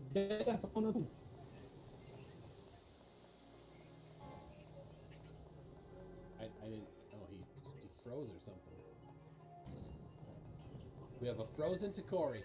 Oh, there he comes back. He's unfrozen now. Yeah, I'm still looking for it right now. But I had it in one of my notes. It was like about the electromagnetic field on the Earth and how it behaves. Okay, you do understand that one of the ways because I actually have studied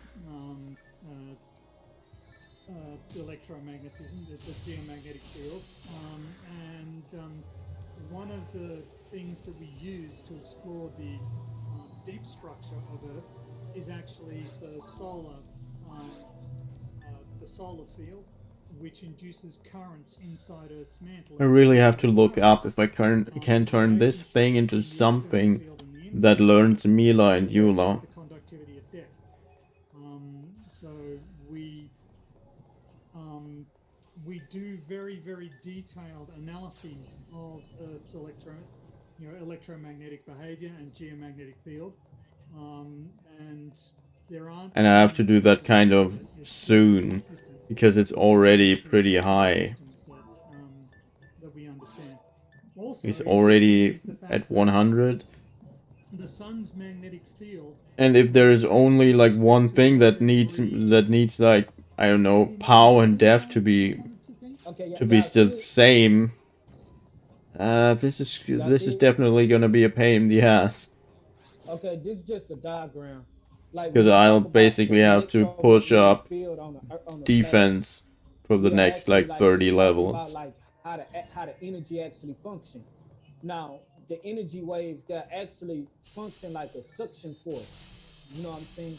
Like if you ever drained a sewage or drained the sink, like when you drain the sink and you see that suction force that's going in, and you can actually see the swirl of it. Like you could tell the behavior patterns of energy that is around, like magnetic energy and magnetic fields that is around the Earth, because like natural disasters, they will actually behave in that pattern. Like when you get like hurricanes, you get like tornadoes, all of these things, when there's like a force that happens, they always end up swirling to a point of singularity. And this is what you actually get right here on a flat Earth. You know what I'm saying? This is what you get right here on a flat Earth. Yes, like I know what you're saying. It's really stupid. I have a question to ask. Okay, let me get out and show. Okay, so in the center there you had a funnel. That's fine. And doubtless it is charged particles descending into that funnel that create the aurora borealis. Is that your understanding? Yeah, my understanding is like that. That's where the place where that's where it's at, where it's the point of singularity, where all the energy is actually gobbled up and recycled. You know what I'm saying? Like the energy is gobbled up. So how is the aurora australis generated in your model? Like how is it generated? Well, Yes. due to the fact, well, we know that the electromagnetic field is actually it's actually due to electronic charged particles. You know what I'm saying? And these Yes, things end up getting but excited. where's the funnel at the southern pole? Oh, you say what's the It's, fun? Well, yeah, I could tell. so the aurora is caused by helical motion of charged particles as they descend into the converging Boom. magnetic lines at Earth's northern magnetic pole. And the same thing happens at the south pole. There are converging magnetic lines. There's a funnel, charged particles come down to it, and there is a phenomenon called aurora australis. How does your model explain aurora australis? Where's the funnel at the southern pole? Oh, that actually Oh, you talking works. about the funnel that I just showed? Yes. Yeah. Oh, it's in the center. It's what they call the North Pole, the North. Yes, The- but where's the southern one? These effects. oh, we don't on a flat Earth. We don't have a southern one. We just have a top one, and we have one, Yeah, but they do we have exist, one you large, idiot. but What it's I am like two saying- directions. What I am saying is that we observe the southern one. We observe that funnel at the southern pole, Yeah. right, where the magnetic lines converge. We observe that at the southern pole. So the fact that your model doesn't have it is a problem because we observe it.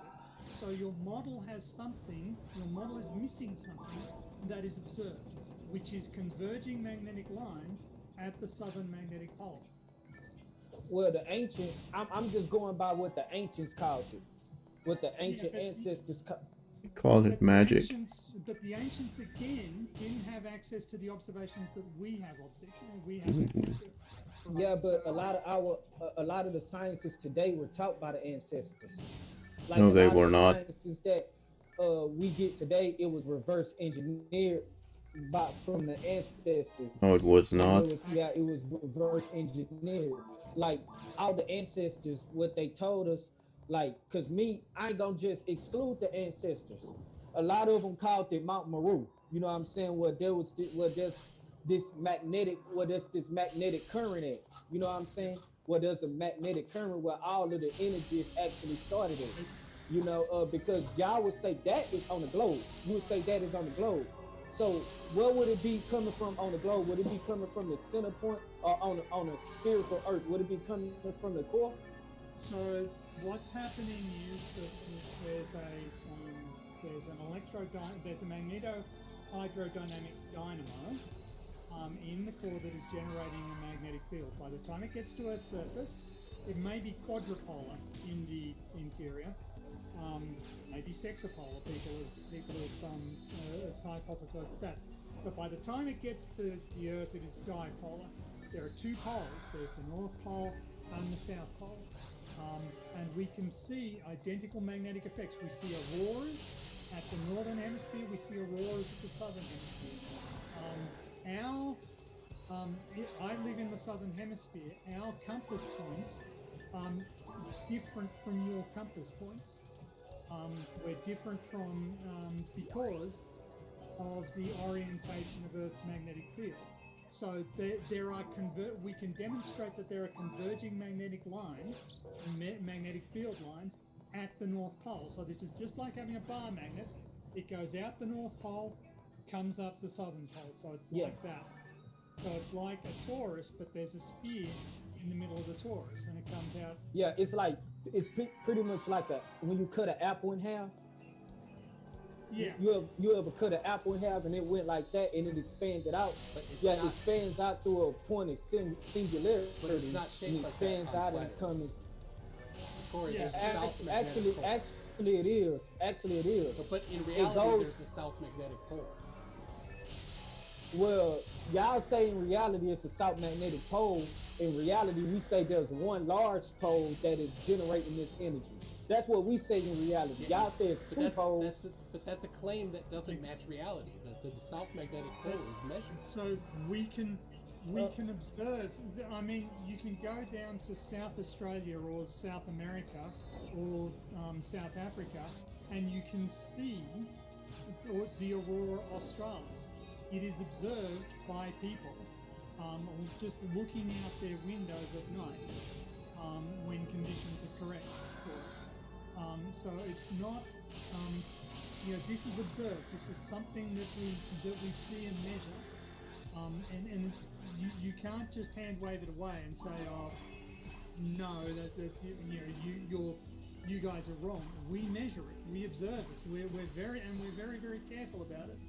And if you're going to start throwing away whole bodies of observations just because you don't like them, then you're going to end up a long way from where science is, almost inevitably, right? Yeah, so you say that people actually saw this? Yes. Like, how does it look? Like, I want to see how it look. I'm not saying y'all wrong. I just want to see how it look. Okay. All right. I'll bring up some photographs of it. What you say it was called? Aurora australis. So AURA AUSTRALIS. So I'm showing right now the magnetic declination mapped out. That's measured, a measured magnetic declination mapped out on the azimuthal equidistant map. Shifter 6, anti 7. Right there is the south magnetic pole. You see that? Corey? Yeah, this on the flat Earth. Oh, I thought this was a globe. Nope, I thought Odu was selling this. This is the measured. This is the measured flat Earth. The measured magnetic declination mapped out on flat Earth. 479. I want to see how they got these measurements. I want to see exactly how they got these measurements. Okay, well I can send you how they did that, but magnetic declination is not something that is going to work well for anybody to deny that it exists. It's mandatory information. No, I'm talking about the measurements. Yeah, exactly. It's mandatory to have accurate magnetic declination maps for doing aviation. You can't fly. It's illegal to fly, depending on jurisdiction, of course, without accurate magnetic declination maps. So if your maps are too old, it's illegal to use them when flying. You can confirm these types of things yourself. You can get a magnetic compass, and you can go to the east coast or the west coast, and you can see whether or not magnetic declination is 10 to 15 degrees off of true north and south or not. And you will find it absolutely is. So I took the magnetic declination map that they use to make these maps and charts for navigation, and I plotted it on a azimuthal equidistant map. So you can see there in the upper right, that's the south magnetic pole. There's no question that the south magnetic pole exists and that it is in the ocean south of Australia. That's where it is. Denying it just makes you a reality denier, and you don't want to be that. You've made it clear that you don't want to be that. So it's not like there's a singularity, and that picture that you first showed doesn't match, because there is a south magnetic pole that comes out of the surface of the Earth. So your picture that you showed at first there that had that toroid field is the opposite of reality, because in reality then underneath the Earth it would have to curve and bend and then come out in a different spot. So it's not a toroid. It's not even close to being a toroid. So you're saying that this is what it would look like on a flat Earth? That's what it would have to look like on a flat Earth, because that's what the measurements say it has to look What? like. How did I not get hit? What the fuck? All right, I'll get them to you later, but you're not going to look at them. I'll send them. Oh, because I'm invincible. Nah, I really look at them. All I really would look at it. You can look at it. It's the World Magnetic Model 2020 is the one that I'm showing here. World Magnetic Model 2020. Actually, Because remember this. Because remember, y'all have to be an oblate spheroid also. An oblate spheroid is not significantly different than a So perfect this sphere. this is for the globe. This is on a Mercator style projection. But what is this for the globe? This is For on the a, spherical Earth, I mean. Explain it to him, for fuck's sake. He's too dense to understand it. that's Jesus. south magnetic pole there, north of Antarctica. He does not understand oblate spheroid. He thinks it actually looks like a fucking pear or what people are saying. Like, no, it is not. Line going through. It's Jesus. right through Minnesota, very close to the Mall of America. Not far from where I live is the zero declination line, and another one goes through Europe there, France and Spain. It looks like. So that would be perfect. So that you're using that map to be perfect on the spherical Earth, because I never said perfect. well to be accurate on the spherical Earth. Yeah, this is the measurements that people have taken, mapped onto a Mercator projection from the globe. Well, because that's crazy, because for the globe, it would have to it wouldn't be accurate, because the map will have to be just like around at least just like the globe, because we know that the globe has the eastern and western hemisphere on each side of it, but the map has both of them on one side of it. So Corey, I said this was a projection, didn't I? Well, Did you hear me say projection? Okay, So a projection. A projection is where you take, for a map, for cartography, where you take the spherical globe and you distort it to put it onto a two-dimensional surface. And that's what you have to do in order to put the entire. Well, can you put it on a three-dimensional surface? Just asking. I haven't prepared that one, so I can't do it. But I can show you what that same map looks like on. This is the exact Well, same if it one. ain't So if it ain't accurate on the flat Earth, it can't be accurate on the globe if you're using a flat map with both for the eastern and western hemisphere Corey, on one side of the. You missed the part where I said it's a projection. Yeah, I know you said a projection. That's why I'm asking. It's a projection. Like, Yeah, it's a projection. So you can. Yeah. So Yeah, a projection is just a mathematical function that takes coordinates on a spheroidal surface and maps them onto a flat surface. That's all a projection is, right? And we can use them to project any data set that can be measured over the surface of Earth. We can map it via a projection onto a flat surface. So there is an isomorphism that takes that data from that map and puts it on a sphere. So I'm not sure what the problem is. So, now the problem is, the problem is, like, if we want to deal with accuracy, like you showed the map that a lot of flat earthers use. I use that map too. I use that too. That map. Holy I use that crap. map too. How is it that you able to use this concept on a map that's actually like our conception? Two bones. But there's not Boom. one that is accurately like y'all Boom. conception. Jesus. Like the spherical concept of it. You know what I'm saying? Because a flat map is completely different from a spherical Earth. You know what I'm saying? It is completely different. Yes, of course it is.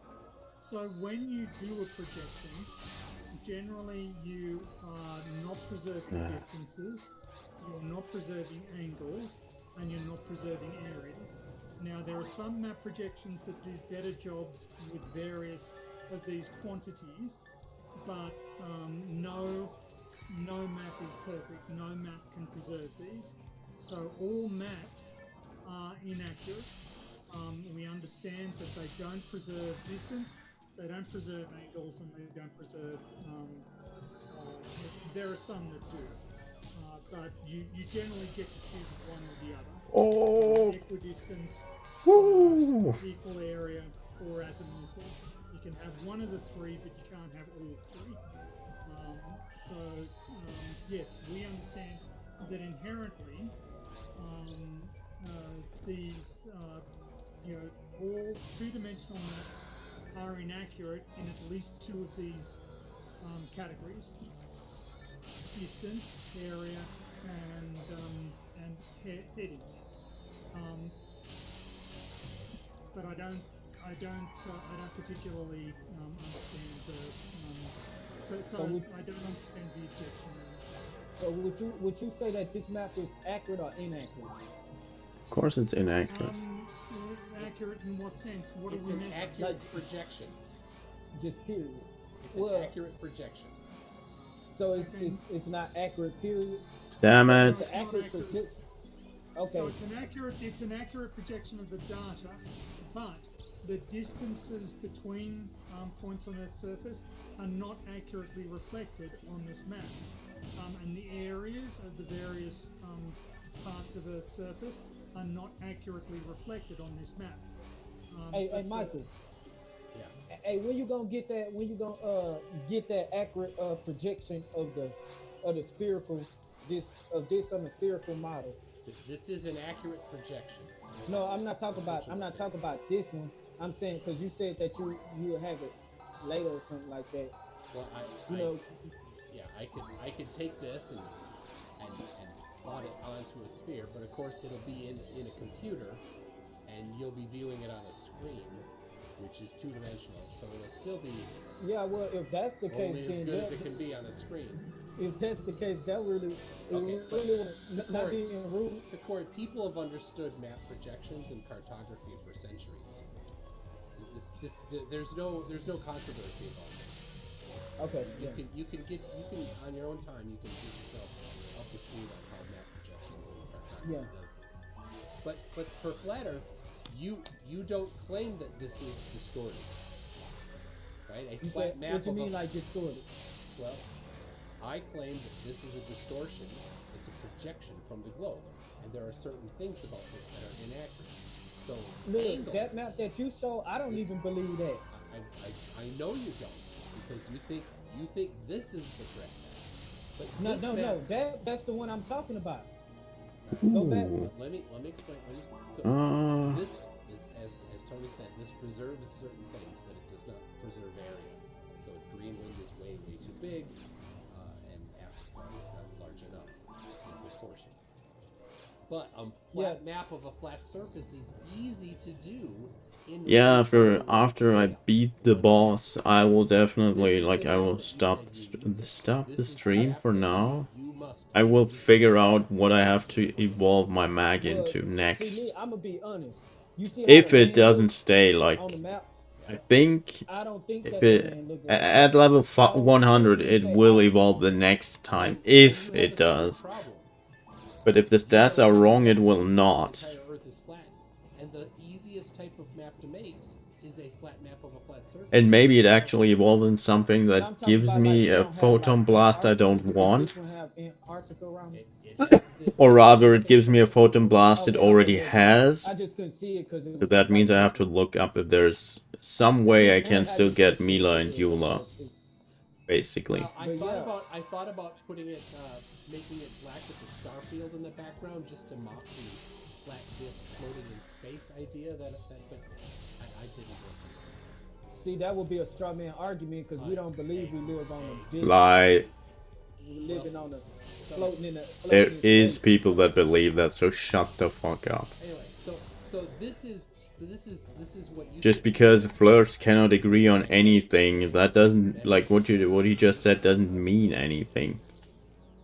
So now that toroid picture that you started with, Mono grinder doesn't work on this because it was coming straight out of the North Pole and going up, or the North Geographic, and going straight up. And if you look at this, it actually isn't even centered on the North Geographic. So you saying this is accurate? It has to be accurate for you. No, it don't have to be accurate for me. This is the map that you think is the accurate map of the world. Yeah, I know the map itself is accurate, but I'm talking about the magnetic path. Oh, the magnetic declination is based on measurements, so it matches. And since it's based on locations, right? South of Australia is where the South Magnetic Pole really is. So that's where it must be on your map because it's been measured to be on that. No, location. that's when you what you do when you infuse globe Earth concepts into flat Earth concepts. This isn't a globe we can Earth easily concept. do that to y'all too. Measuring the location of the South Magnetic Pole is not a globe Earth concept. You just go get it and you figure out where it is, and then you have your latitude, longitude, and this map has a latitude, longitude.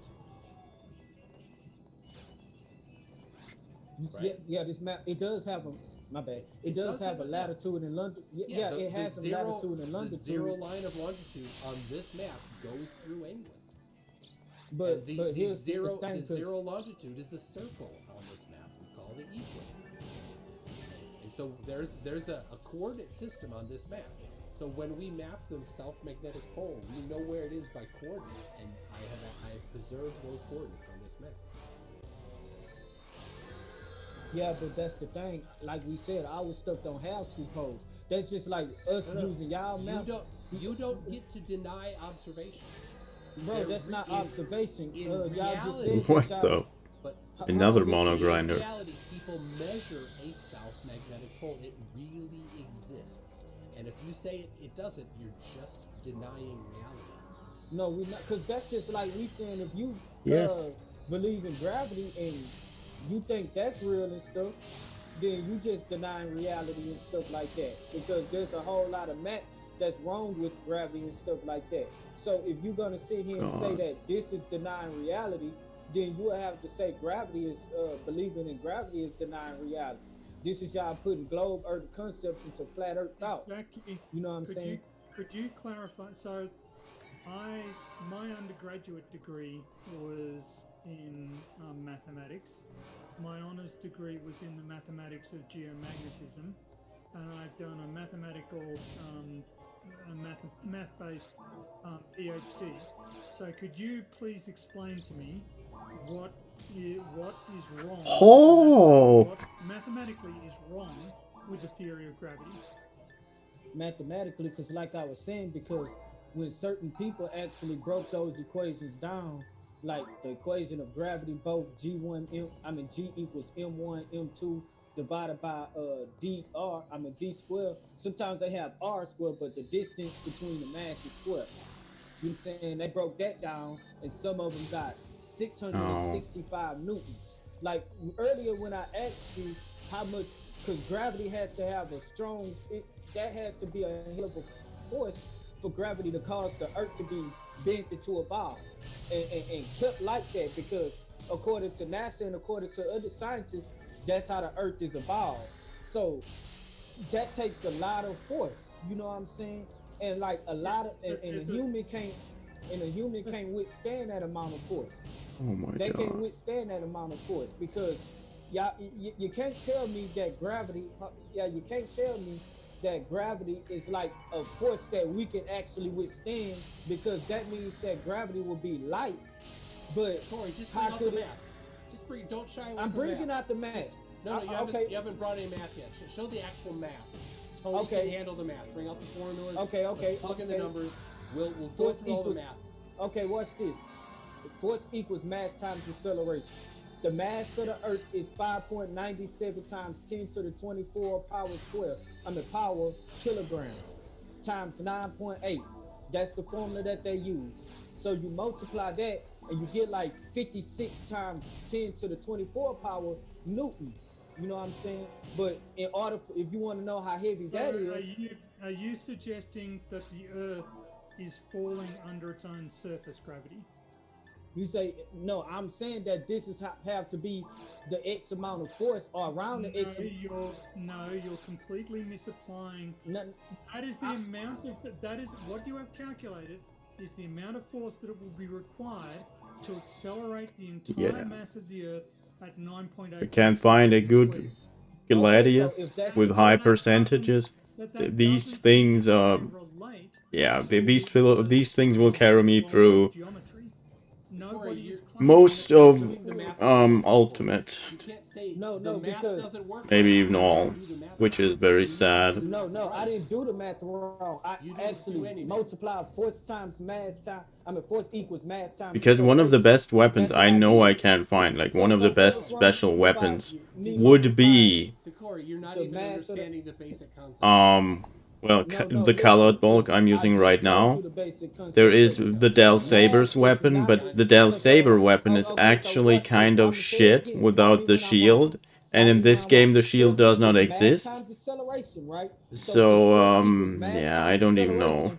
The mass of the Earth is 5.97 times 10 to the 24 I will pounds per try to gram. get You the multiply that times Dragon 9.8 Slayer because kind that's of times soon. 8. Why? And Wrong. Right huh? there. Wrong. Why are you But, multiplying? So yeah, why I is don't know. 9.8 meters per second squared? Because 9.8 Yeah, I will that's the probably end velocity up of playing through acceleration. Ultimate with a Surface of the fucking Earth. at yellow the surface saber of with the Earth. a lot of The Earth is not not experience, on with a the lot of surface. percentages. You The took Earth is the not entirety of the falling Earth at the surface of the Earth. and put it on the Hold on, surface of the you Earth. say what, Tony? You say what, Tony?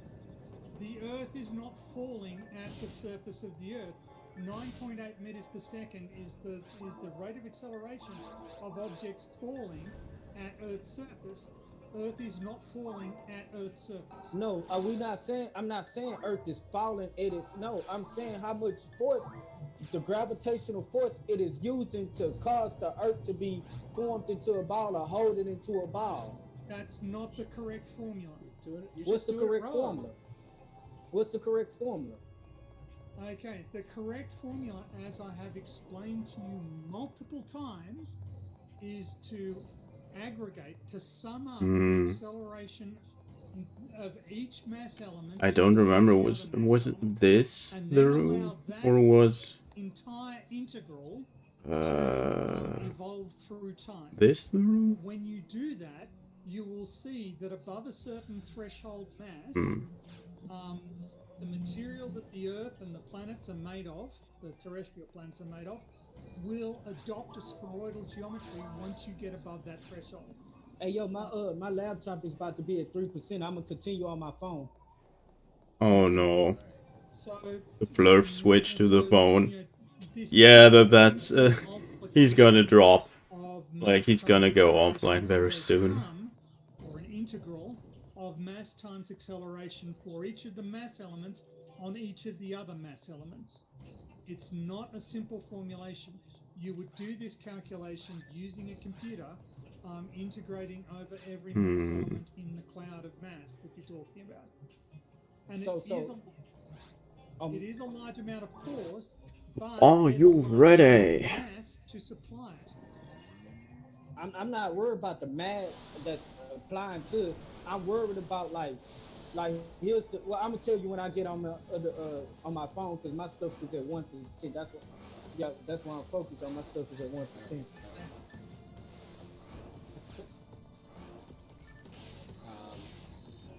The problem is you don't just take a formula and then apply it to the wrong thing. Now I've used that formula because you kept telling about that formula the last time, and you kept multiplying 9.8 meters per second. And you need to use it in the right context. So what formula do we use? You need to do integration. You do integration. So you use GM1M2 over R squared for every 2 pairs of mass elements in the system. You could probably use a Gaussian Oh. for gravity. Once it gets into a roughly spheroidal configuration, yes, you can start simplifying stuff out. But that's But if it in generic terms, if I want to know how the system is going to evolve, I do an integral of the gravitational accelerations applied between each mass element. Yeah, so as a cloud of not yet formed. Yes. Yeah. And this is and that tells you how much gravity is being applied to the Earth. Do you mean that's right not now, not a post being formed or pre being formed into space? You can okay both. You can say both. Okay, so the in either sense, that would be the subject of a computation, and I'm sure that in planetary formation science somewhere, someone has done the amount of done a calculation of the amount of work that has been done in the formation of the Earth as a planet. But it's not at the tip of my tongue, that particular quantity. But you can calculate it, but it will be completely in accord with the laws of gravity. Well, so when you say that there's a problem with the mathematics of gravity, the way we would work it out is by using the mathematics of gravity. So you're saying there's a problem with the result that mathematics of gravity is applying. You don't even have that information to hand, but you're saying that there's a problem with it. What is the problem? Talk about I don't have the formula for it. Yeah, you probably should use Gauss's flux theorem for gravity. You talk about G equals mass 1 and mass 2 divided by the distance, the radiation square. I mean, not radiation, radius. My bad. I'll share it so you can see what Gauss's law for gravity. So Corey, I have a question for you. Yeah. Okay, so as I say, I completed an honours degree in mathematics with specialisation, with my honours thesis being on geomagnetism. I did a PhD in mathematical geophysics, my speciality being changes in the equipotential surfaces that define mean sea level over long periods of time. And I'm also, I can demonstrate through various other metrics that I'm also a reasonably intelligent person. Do you consider that if you say there's a problem with the mathematics of gravity, and I say that there isn't a problem with the mathematics of gravity, who do you think should be listened to? We should listen to the one that's right. We should listen to the one that's right. Yes. So I have shown you evidence earlier today of how we use the theory of gravity every day in industrial applications to find minerals, in mapping applications to map the ocean floor. The military even uses it every day to navigate submarines around, passively navigate submarines around. Fuck you! We use the theory of gravity. The Newtonian law of gravity. We use it every day. I use it when I'm modeling satellite orbits. I use it every single day and I get good results. Oh my god. So why? That's a special item. When I've got Special item. strands of observational evidence, But it's a bad one. that our theory of gravity is extremely good and can be applied in multiple real world. I don't think I've... Well, maybe I had it before, I'm not sure. But I know that that's a bad item. I think that the defensive stats are really good, but it sucks life. Like, it steals life from you. Don't know how much it is, though. Maybe it's actually useful? I don't know. Oh, but it probably will not have... Yeah, it doesn't even have slots. The stuff that we actually deal with in our reality, like you said that there's forces that don't work like that work. Yeah, the stats are insane. Like the EVP and defense points, like evade points and death points, or defensive points are crazy. I would lose a little bit of ATA, which is not that bad, at least right now, but there is this effect. Down to the earth. You know what I'm saying? Like not equipable by androids, because androids would counter that effect. Oh, I can't even use it. Oh my god, I'm 66. Holy shit. Okay, I don't even have to think about like even using this. Good. It needs more mass. You know, I have never seen a force that was like more stronger like I know when you talking about like you got to use more force to move heavier objects, but that's not how gravity works. It actually says that bigger objects are more effective. I mean, gravity is more effective with larger objects or objects with greater masses than objects with less masses. This is exactly why uh, the sun can cause planets to orbit around it and stuff because of its greater mass. But yet, if that was gravity that was causing the planets to be orbiting the sun, that's a pull force. Now we know in our reality, when there's planets and the sun is pulling against each other, and the sun supposedly has a 27.93 times gravitational pull, we know that the one with the greater pull will pull the other body towards you. We deal with this type of stuff when we playing tug of war. When a person has the greater pull force than the other one, Yeah, that's what's happening. falls into, I mean, get The pulled sun is towards the other pulling, person. but we're also flying away from it or falling away from it Can I ask a question? in a perfect balance, basically. Okay. All right. Suppose I have a heavy weight and I tie a rope to it, right? And I start swinging that rope around my head. Okay. Is there a force pulling the rope and pulling the weight towards me as I swing What it do you around? mean, like swinging it around your head? Like you mean swinging it like in a circle, like that's Yes, what I'm they show in the swinging it in this. diagram? I'm swinging it in a circle. Yes, I'm Oh, swinging it yeah, in a circle. I got confused when you say swing it over your head. You Yeah. like a helicopter? That's what you talking about? Yeah, like a helicopter. So I'm swinging this weight around. It's on the end of a rope. Is there a force pulling that that weight towards me? Is it a Is there force? a force in? Is there a force in the rope? Is the rope under tension? Yeah, the when I rope. swing? Yeah, there's Okay, so that's because I'm exerting a force on the body, right? Yeah, you and that exert force force- on the body. Yeah, that force must be in a straight line. Okay, I'll look that up if I can. Wait, what would I, what? Oh, the mag thing. I'll look up if there's a certain mag I can still get that gives me Mila and Eula, but for now I'm done, so, yay, bye-bye. It is exactly a full force. This